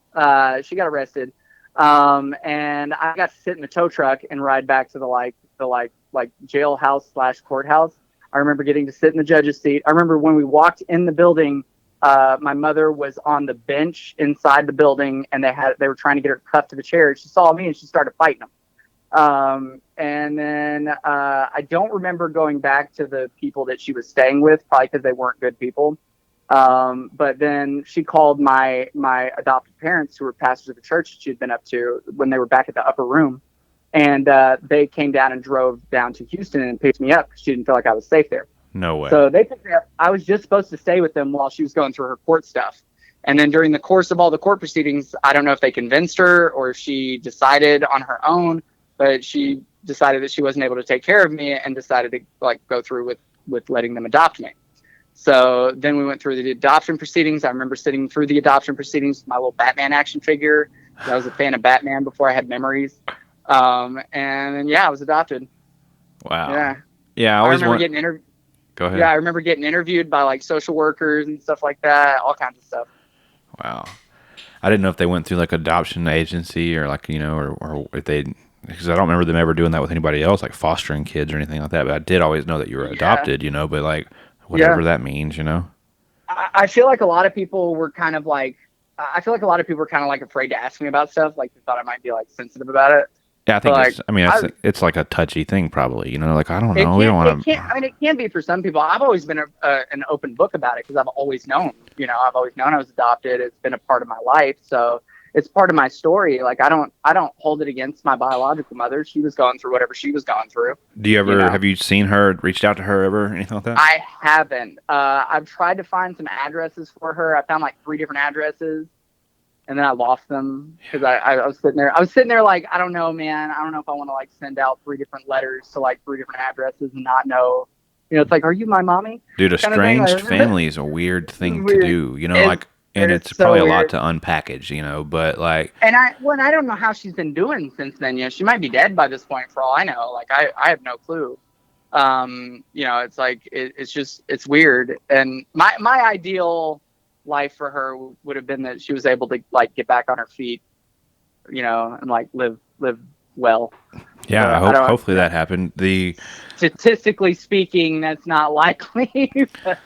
It's an interesting deal because, like, my last name is Idlet. How many people do you know whose last name is Idlet in the history that you've ever ran across? I've not met that many people named Idlet. No, I've never met anyone else. So like you try to go read, or look up that name, or try to find, I guess, estranged family, on that. Like, because my dad's side of the family would be the Idlets, obviously. He passed away when I was really little. I have no connection with that side of the family. So, even that's kind of like, well, I'm curious of who they are. So I can imagine being an adopted kid. I'd be, I can't not open up the Christmas presents a week before Christmas. You know what I mean? Like, right. So I'd be like, I got to figure out what the fuck is going on here. Well, it's weird because, like, I'll go to the doctor and they'll be like, "Do you have any family history of like?" No idea. And I'm like, "Man, I don't know. I have no idea. I'm a mutt. I tell people I'm the Buffalo Bastard. That's my rap name, bro. Welcome to it. Yeah. Likewise, same thing when people like ask me my ethnicity. They're like, "What are you?" I'm like, "I'm a bastard." And they're like, "Huh?" White. I'm like John. Dude. I'm like Jon Snow. Right. I did a DNA test a while back. I guess I'm mostly Scottish and Israeli. Really? So I think that's like Scottish is like obvious, Israeli. Maybe so. Not so much. you know, not so much. I guess I make a good white Jesus though, you know, with the beard and everything. I'm telling you, dude, like you've been setting this up for your whole life, like almost, you know. I'll have to get a picture of you for the cover art or something like that. I'll have you know that I reached out to three people this week, and two of them have responded. You being one of them, or whatever. We actually got this podcast locked in. Another one is I started growing peppers. I'm going to be this guy who grows a bunch of peppers. So I ordered all these exotic pepper seeds off the internet, and I found this weird guy on YouTube who his name is Rob. And and he eats hot peppers nonstop, and he talks about them or whatever. He grows them. He has like fucking 200 different varieties of peppers that he grows, and he's probably 70 something. He's probably 70, and he looks like he's a music producer to me. He wears glasses. He's got his like hair slicked back. He's a skinny old like I don't know, like well dressed dude, and. Yeah. Halfway, I messaged him to interview him, and he said yeah, so hopefully he'll be on there soon, y'all. But he like has like insane production levels. Like he'll stop the show in the middle of it, and like a song comes on he'll pop up on the side of the screen. He's like, I like hot peppers, and then like five guys that look just like him will pop up and sing too. Like I don't know why he has such good production on his videos and stuff. So I reached out to him. And I also reached out to Matt Jackson. Me and Heather have been watching a lot of Jeopardy, and they just re-uploaded Jeopardy on Netflix. So we started like the new series, and this dude's on 12 days. The first 12 episodes, he wins every single one of them. He's up to like $400,000 right now. Oh, geez. So I reached out to Matt. I'm pretty sure he's a robot. He doesn't respond like a human would on any of the things he says, but I reached out to him this morning, so we'll see. Nice. If we have any connections out there who are, you know, in the Jeopardy world who know Matt, let him know this is a good thing for him, you know. You know, and I feel like this is a product of growing up in Buffalo as well, you know. But you ever feel like you're pretty smart, but then you meet like real smart people? Yeah, I know some smart people. I'm not one. I don't ever feel like I'm smart, actually. I feel like I generally, you know, it's like I feel like I'm kind of smart, but I'm retarded, you know. I feel like I have slightly above average intelligence. I feel like I have all. You know what? Actually, I feel like I have all wisdom and half intelligence. You know, like I can apply a small amount of intelligence really well, but whenever it comes to having a large amount of intelligence, I don't have it. I went and did this Jedi trainer for Intel. Intel apparently puts on this swanky party for their employees like every year, and they wanted to do a Star Wars themed party, and so they wanted a lightsaber trainer at the event. So I got paid $2,000 to drive up to Washington. Yeah, $2,000 drive up to Washington and put on a lightsaber. These Intel employees, and bro, I had the time of my life, but it was weird because I felt like the hot blonde in the room that everybody was like gushing over, but just dumb. It was dumb as hell. Like these beautiful Indian ladies are talking to me. And I'm enjoying their conversation, and they're talking to me about deep STEM stuff. Like they're getting deep into the computer side of things. And I don't know a lot about computers. I can wire up lightsabers, I can solder, I can machine, I can do a lot of stuff. But you start getting into technical stuff, man, my eyes gloss over. The best I got is I know how to ask smart questions. I'll be like, oh, so it does this, and then they can expound on it, and I learn a little bit. Right. I met the co-creator of Linux. This gentleman named Peter. He's from Sweden. He lives up in I think he lives up in San Francisco or something now. Wow. He's up in the Bay Area. And I was talking to him, and this guy's just blowing my mind. He's so intelligent. I'm just sitting here feeling dumb as hell the whole time. Right. It was weird. It was a weird environment to be in. I liked everybody that I met. It was odd being so intellectually outclassed. That's how I feel when people start talking about they start talking about finances and taxes and stuff, and they're I'm interested, but I can't keep up, you know. Oh, I started getting into the stocks lately. Do you mess with a Robinhood account or anything like that? I haven't yet. I need to start getting in on it. I'm not going to do Robinhood because they be robbing the hood, dude. They be robbing hoods, bro. They be robbing hoods, man. They're all linked up. So all these stock investing apps, they're all linked up to the companies that tell the giant corporations who are the big investors which stocks to fluctuate to like not lose their money and get more money for them. Oh, So it's they're tough. like actually they're acting like they're working in your best interest when actually they're gaming the market to their favor. Yeah. Oh, dude, I'll buy shit sometimes at $1.48 a share, and then whenever it goes through with the purchase order, it's like $1.70 a share, and I'm like, oh, Robinhood's probably just tacking 30 cents on for themselves. Like. Probably. Well, and look what happened with the whole GameStop debacle that went down. A bunch of Reddit guys got their Monster Energy drinks and decided that GameStop was the hill to die on. And then literally our elected officials and all these corporations are going, we got to change the laws so people can't do this. Like, you've been doing it for the last like 60 years, and you're not trying to change the rules so you can't do it. You're just trying to change the rules so we can't do it. Oh yeah, it doesn't make. Yeah, they don't make any money if they're losing money, But yeah, exactly. But you can. The last episode I released was with a stock trader, a day trader. Oh, nice. And he's done really well off of it, and I've done okay off of it in the last couple of weeks off that little Robinhood account. And it is like BS, and it is like kind of like manipulated probably, and Elon Musk tweets about something and then the market tanks, but like if you can time it, shoot. Yeah, I know several people who made pretty well. tens of thousands of dollars off the Dogecoin movement since February. Yeah, I know. Well, it's like when Bitcoin first came out and everybody was laughing at it. Now, if you bought 12 Bitcoins back when they were real cheap, you're practically a millionaire right now. Mm-hmm. Yeah, 12 of them would get you probably probably about $500,000 or something like that, currently speaking, I think. And it's like, and it could go up. It was way more, it would have been. And some of the people that jumped in bought like 50. They bought like 50 to 100, To me, it's crazy. I just buy a fraction of it. Like, I'll buy $100 worth, and then if it turns into 140, I'll pull my money out and make $40 that day, kind of deal. Like, I'm not in it for the long haul on Bitcoin and stuff like that. But it is interesting. Yeah, it's crazy times to be in, dude, with all the like shift in like currency and thought and everything. Well, I'm trying to see if I got anything else here. Do you have any exotic travel stories or anything? We kind of went through your continental U.S. I don't know if you went any. I know you went to war. I didn't know if there's anything else like outside of travel. So I spent 7 months in Iraq, and that's probably the most exotic travel I've done. Talk to me about the food. Did you eat any kind of Iraqi food? Yes, I did. The Iraqis, the Middle Eastern customs are actually really awesome. If you visit a Middle Eastern home, they will invite you into their home and they will offer you food. It's part of their culture. It's part of their custom. It's part of their religion. I mean, they believe in treating visitors as guests. If you come to their house, they want to show you hospitality. If they're showing you hospitality in their house, like you're being shown hospitality. Like, they're not going to like poison you or anything. So, I got the chance to eat some Iraqi food.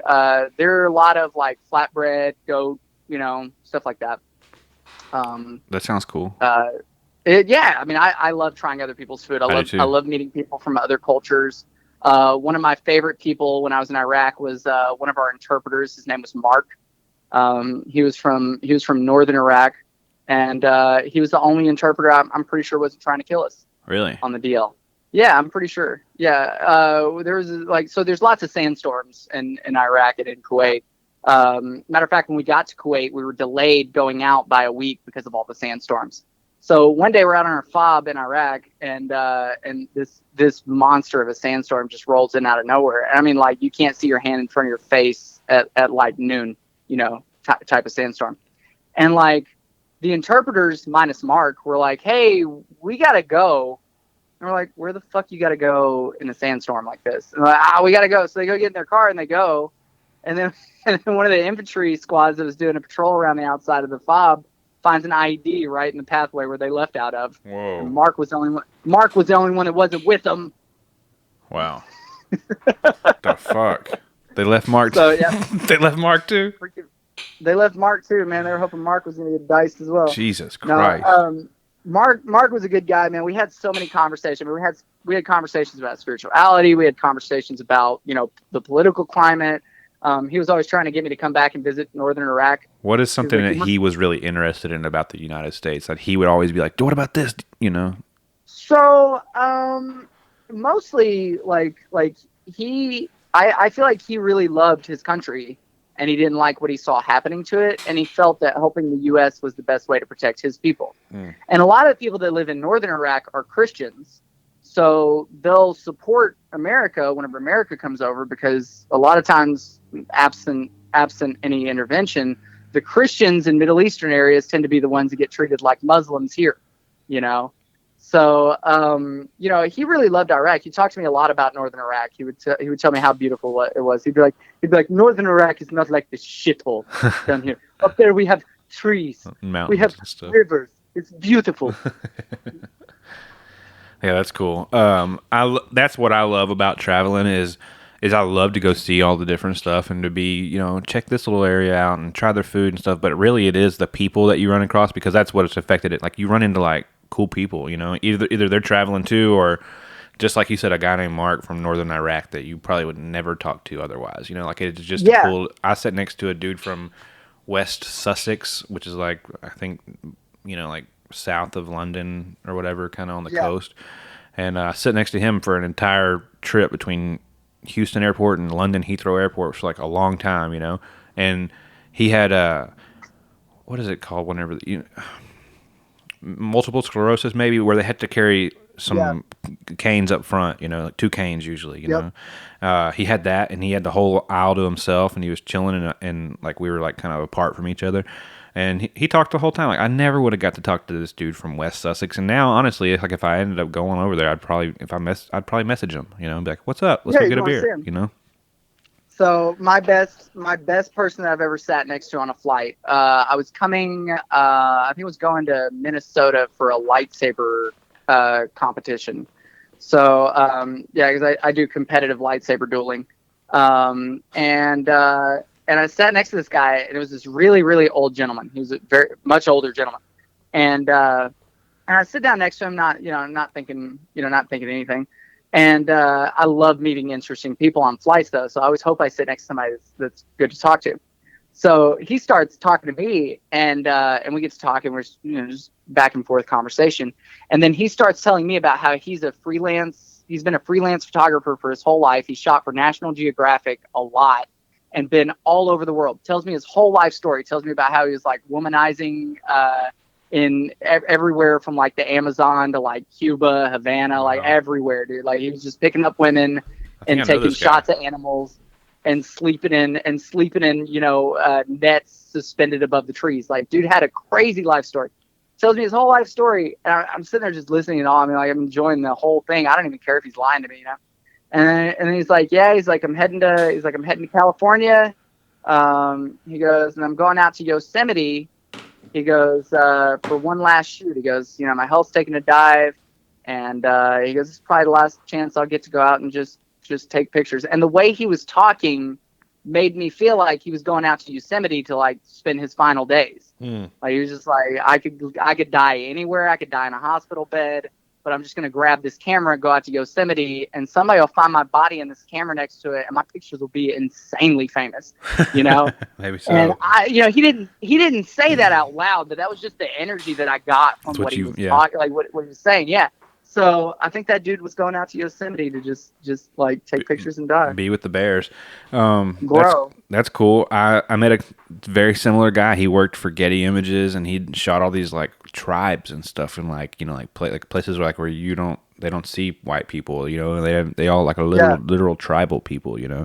And we met him. He owns I don't think he's there anymore, but in northern Thailand there's a place called Chiang Mai, and it's like a real cool community, and he owned a breakfast place there. He was a Danish guy. His name was Stig, and you can look up his stuff on the internet. Whoever wants to, who's listening, his name is Stig Stockholm Peterson, and he does like, I don't know, he's got some stuff through Getty Images and stuff like that, and that was what he did. He just travels and shoots images, all, you know. And he's kind of like probably 60 years old, and he had this little cool little restaurant. We went and ate breakfast with him every morning. It's cool to meet people like that. It is. It really is. I mean, it's like, and I feel like experiences like that, that's really, I mean, that's what life's about. It's about sharing experience. We all have this unique perspective on life. And when we come together and share them, we have an opportunity to walk away with a larger perspective. Right. And I think that's one good thing about travel is that you do get, you know, you do see some other cultures, and you do get a lot of perspective out there. Well, and look at the way they're restricting travel right now. You know, look at the way that they're starting to mess with travel. You know, and trying to enact more, you know, restrictions on whether or not you can travel or where you can travel. I mean, it's almost all very premeditated, because the more we connect together, the more we the more we grow together, the less influence that the people at the top that are manipulating us are going to be able to use to divide us. Well, they use us. The problem is if I think that you hate me and you think that I hate you, you know, and Yep. this dude who's like kind of cool with me says something about like DJ or you know Daniel hates you, I'd be like, okay, you know, like it is Yeah. like I get what you're saying, you know, exactly, and it's like it would behoove people to not have the world get along in a way, you know, people. It's almost goes back to like what I said earlier about the Lusitania, like there are powers that be that it's not, you know, it would not be financially great if everybody just got along all the time. Yeah, for them, yeah, and that's because war has been turned into a for-profit enterprise. You know, war is something that's big business now. Well, our nation invests $800 billion in war each year, And y'all fucking so spend it on you pizza bet. parties and shit. I know, right? And you bet if they're spending 800 bill on it a year, that they're making a return off of it. You know, they're Somebody is, making some whoever had type those of war return. bonds and Yes, shit, yeah. somebody. Yeah. Well, and even today, like the defense industries, Biden was trying to appoint a Secretary of Defense that is actually one of the board members on like one of the defense industries, and a former general. And it's like the former general part's cool. Like, that's great that he's got military experience. But when you're a sitting member on like a corporation that profits off of lucrative military contracts, that's a conflict of interest. And that's one of the things I think I want to use like Sabers for Smiles to like bring light to, is that war should be not for profit. You shouldn't be able to profit off of war. So going back to what you said earlier, you know, about it's like you want two things there almost, you know, like you don't want to be told what to do, but if you take that government subsidy so you can go or whatever, like, you know, you're talking about, they're going to start telling you how your message should be, kind of deal. Exactly. That's why we have that market, and we spend money on all kinds of stuff that I think is a good cause. You know, like we donate it. We sponsored a golf tournament hole. For an autism golf tournament. You know, like we bought all the teachers snow cones. We what else did we do? We put a toy drive together in Christmas and got 165 toys. Had a big event up there at the market. We did just a bunch like scholarships, op grad, you know, like we're putting in all this stuff, and like I'm like, man, maybe I should run this as a nonprofit, because like we're not making much money off of it anyway. I'm taking the money and putting it kind of back, you know. But the problem and to be a nonprofit, you only have to like donate 10% of your like revenue. I think it's ridiculous. Someone told me it was 8, and I'm like, dude, we're doing double that right now, just giving it away for nothing, you know. But the problem that I ran into was, if you go nonprofit, you have to have a board, and that board gets to vote on what I think is worthy of giving that money to, and you know what I mean, and stuff like that. So I would like to go nonprofit with it, but I just don't want the handcuffs of going nonprofit with it. So exactly, yeah, I feel much the same way. But anyways, before I let you go, do you believe in ghosts? Yeah. Do you have a ghost story? Oh yeah, we had a couple of haunted apartments up in Oregon. We had a couple weird instances where like we experienced sleep paralysis, different stuff like that. Like we saw a dark shadowy outline of a figure in the bedroom, and they run from me. They run like hell from me. They don't like me. I always get them to try and come out and play, but they won't come out and play with me because I'm not scared of them. So y'all both saw the same being? Yeah. Oh yeah. At the same time, or separately, or how? Yeah. Well, my wife woke up first because she was the one that was being engaged with, and actually I think it was my oldest son when he was little that was actually the one being engaged with, and she woke up and felt the same presence because he was laying with her. And then she woke me up, and I got up and it scurried off. Yeah. So I ask everybody this for some reason. I just needed questions at one point, so I was looking for any kind of, what's your first car, whatever, like that. Yeah. And one of them was, do you believe in ghosts? And I've always got interesting answers off of it, like it's always like someone who's like, absolutely not, and I'm like, why not? And they're like, that's crazy. That's in your head. They'll give me a thing, and then the next person I'll be like, do you believe in ghosts? They're like, dude, one time I was asleep and I woke up and I couldn't move. Like, so I've had 3. This is the third person that I've said, do you believe in ghosts? And they hit me with sleep paralysis. Now that is something I don't know much about. And so in a nutshell though, you wake up, but you're not awake, but you can't move, but you're awake. Yeah, you're unable to move and stuff like that. And where's the ghost though? Or how is it how is it coming into play? And it really depends, because every story is similar, but usually a little different, because there's different entities out there. My wife has this book on vampires, which is something you would expect for somebody who's a crazy hippie mystic like me to have as well. But yeah, it talks about different types of vampires that come from myth, that come from people's stories, and then the type that you actually deal with. Generally, the ones that cause sleep paralysis are energy vampires. They are coming to siphon off your life force and energy to sustain them, because that's what that soul has basically molded themselves into over their many lifetimes.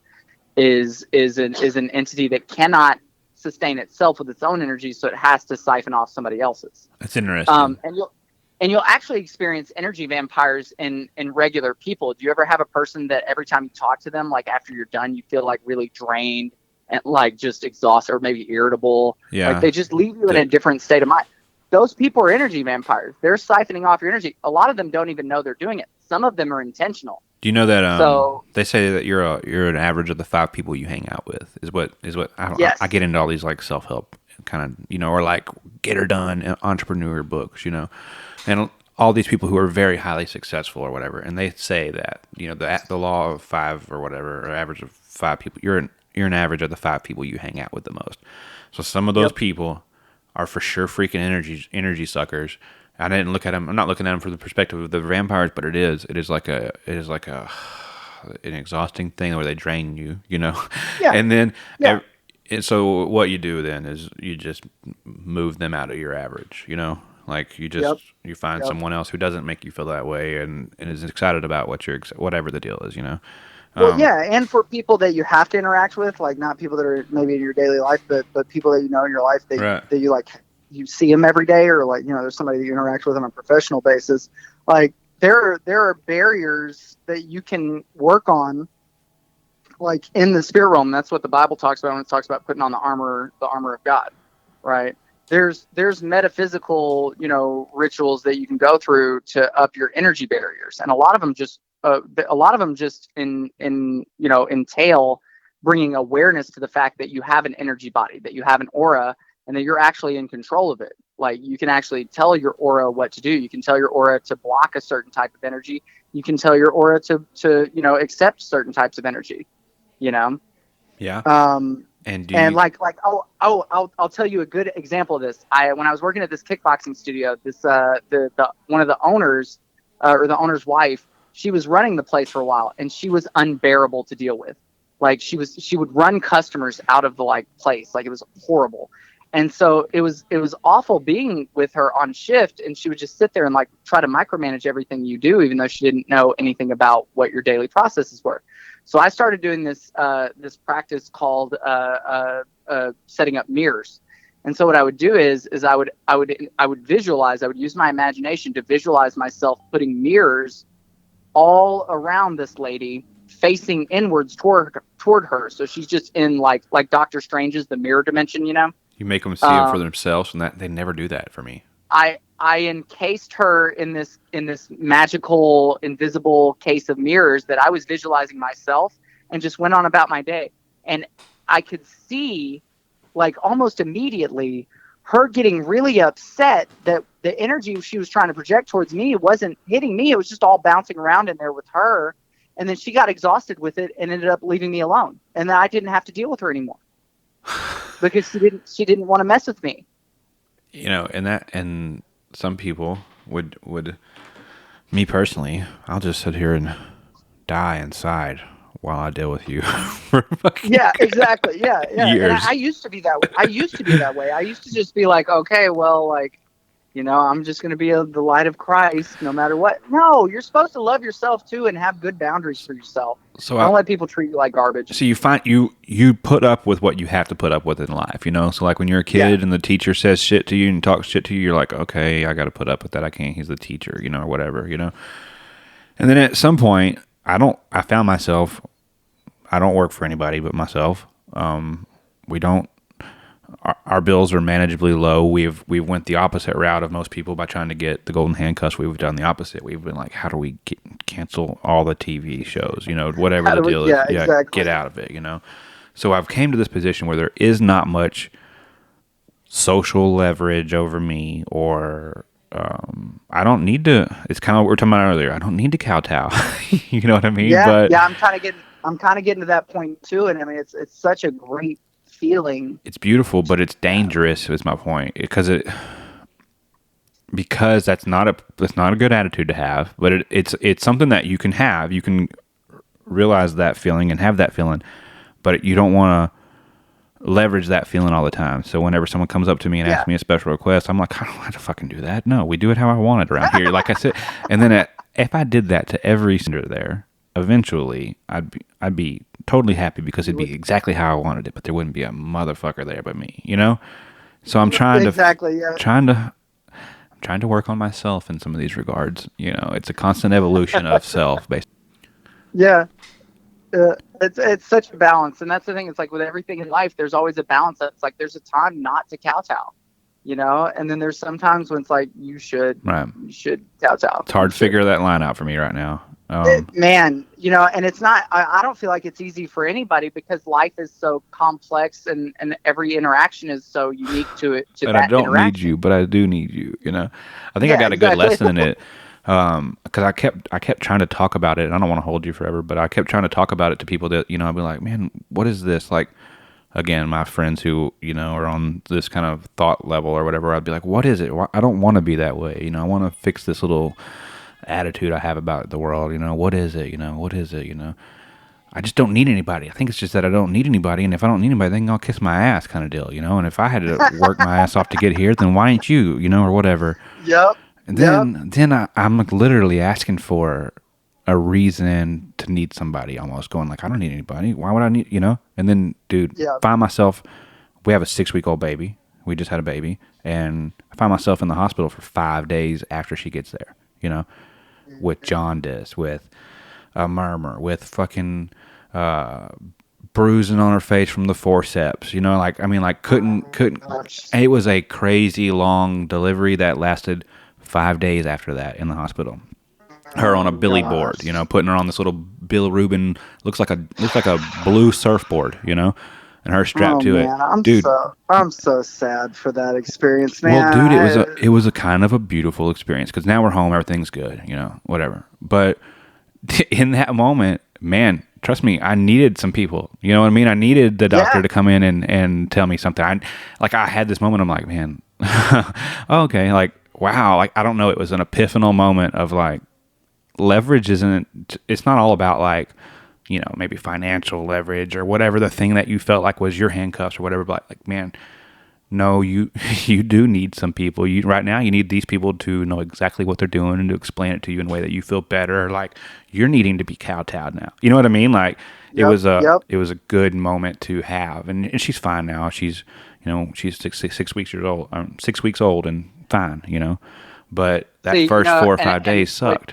What gets me is I have really strong opinions about like the birthing process and the way that hospitals do it, because my wife is really into like doula work and like midwifery and things like that, and she's like very up and up on like women's reproductive health and like we had Dimitri, my oldest, we had him in the hospital.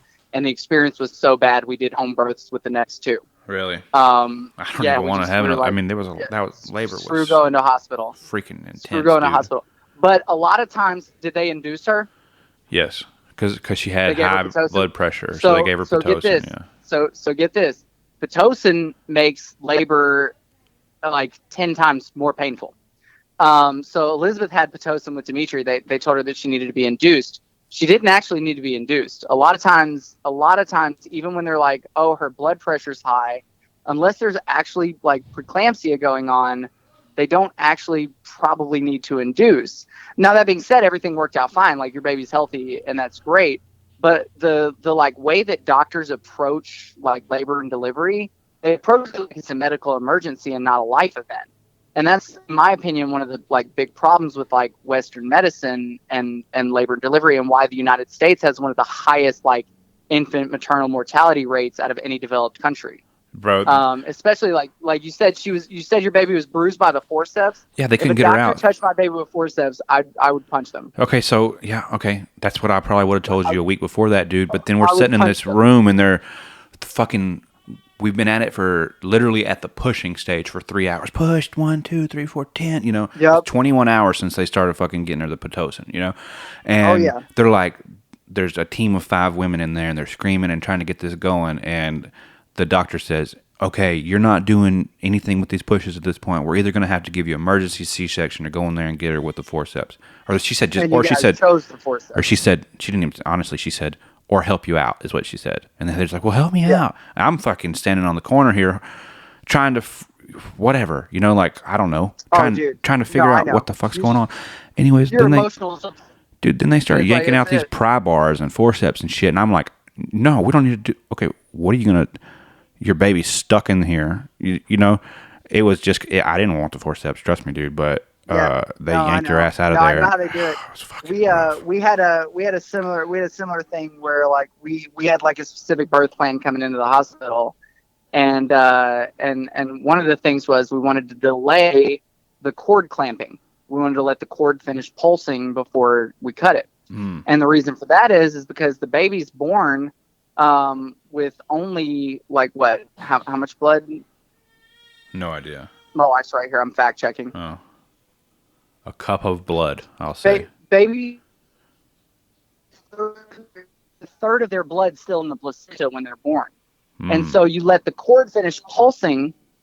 You let the cord finish pulsing, and the baby gets more of the vitamin K, the stem cells, and all the ingredients that they need to be really healthy little babies. So we get done. Dimitri comes out, and we're like, okay, cool. So she goes to clamp the cord, and like I'm standing here, dumb dad, like I'm so happy my baby's born.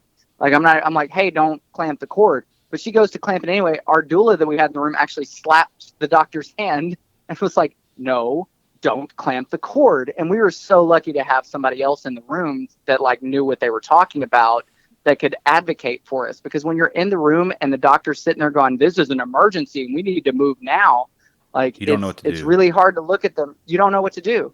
And if you're not like, and that's why Elizabeth and I, we were fortunate because she studies hard. So she knows everything going into it. So we have conversations about things beforehand. And so that was much easier. But when you're just like a new dad, just like in the delivery room, or a new mom, and you're just in the delivery room, you trust the doctors because that's what you have to do. Bro, they're like, but like I feel like doctors, they have the wrong mindset with it.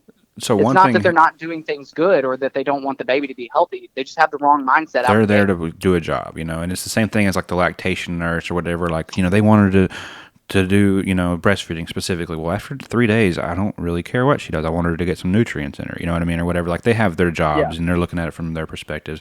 And Heather didn't want the drugs that make you drowsy. You know, she didn't want to be drowsy. And like they offered that about 20 times, even though we said, no, we don't want that. You know, are you sure you don't want these? We can give, you know, no, like it's like they are programmed almost to, you know, work how they work, you know, but, you know, they did. Well, dude, your wife is, I don't know if you know, but your wife is like a bona fide, like badass.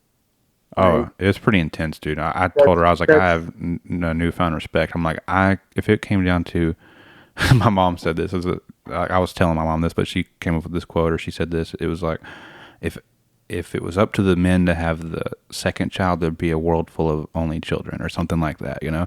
Because I was like, there's no way I would do it. I tell my mom, there's no way I'd do it. If she's like, hey, we're going to repopulate this earth, I'd be like, man, I don't know. You know what I mean? Nope. If it was on men to like carry children to term and like feed them with their bodies, nah, we'd go extinct. Oh, dude, she came out. She's so perfect, you know. I'm like, she would look like crap if she came out of my body, like.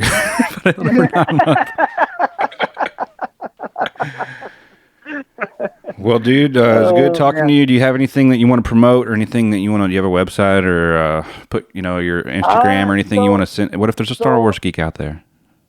So I'm going to be getting content rolling on my YouTube at some point here soon, and my 18 and up YouTube channel is the Nerdy Mystic. That's where I let all my swears fly. So if you're going up, you can come over there and hang out with me. Awesome. It's going to be my family friendly channel where I do my like saber tutorials. Which one is it? Cut out. Oh, Blade of Light is my family friendly channel. Okay, Blade of Light. Cool. And yeah, that's where I'm going to release my my saber tutorials for how to like, you know, do spins and flows and some various techniques and stuff like that. Also how to like do DIY crafts to make your own sabers at home.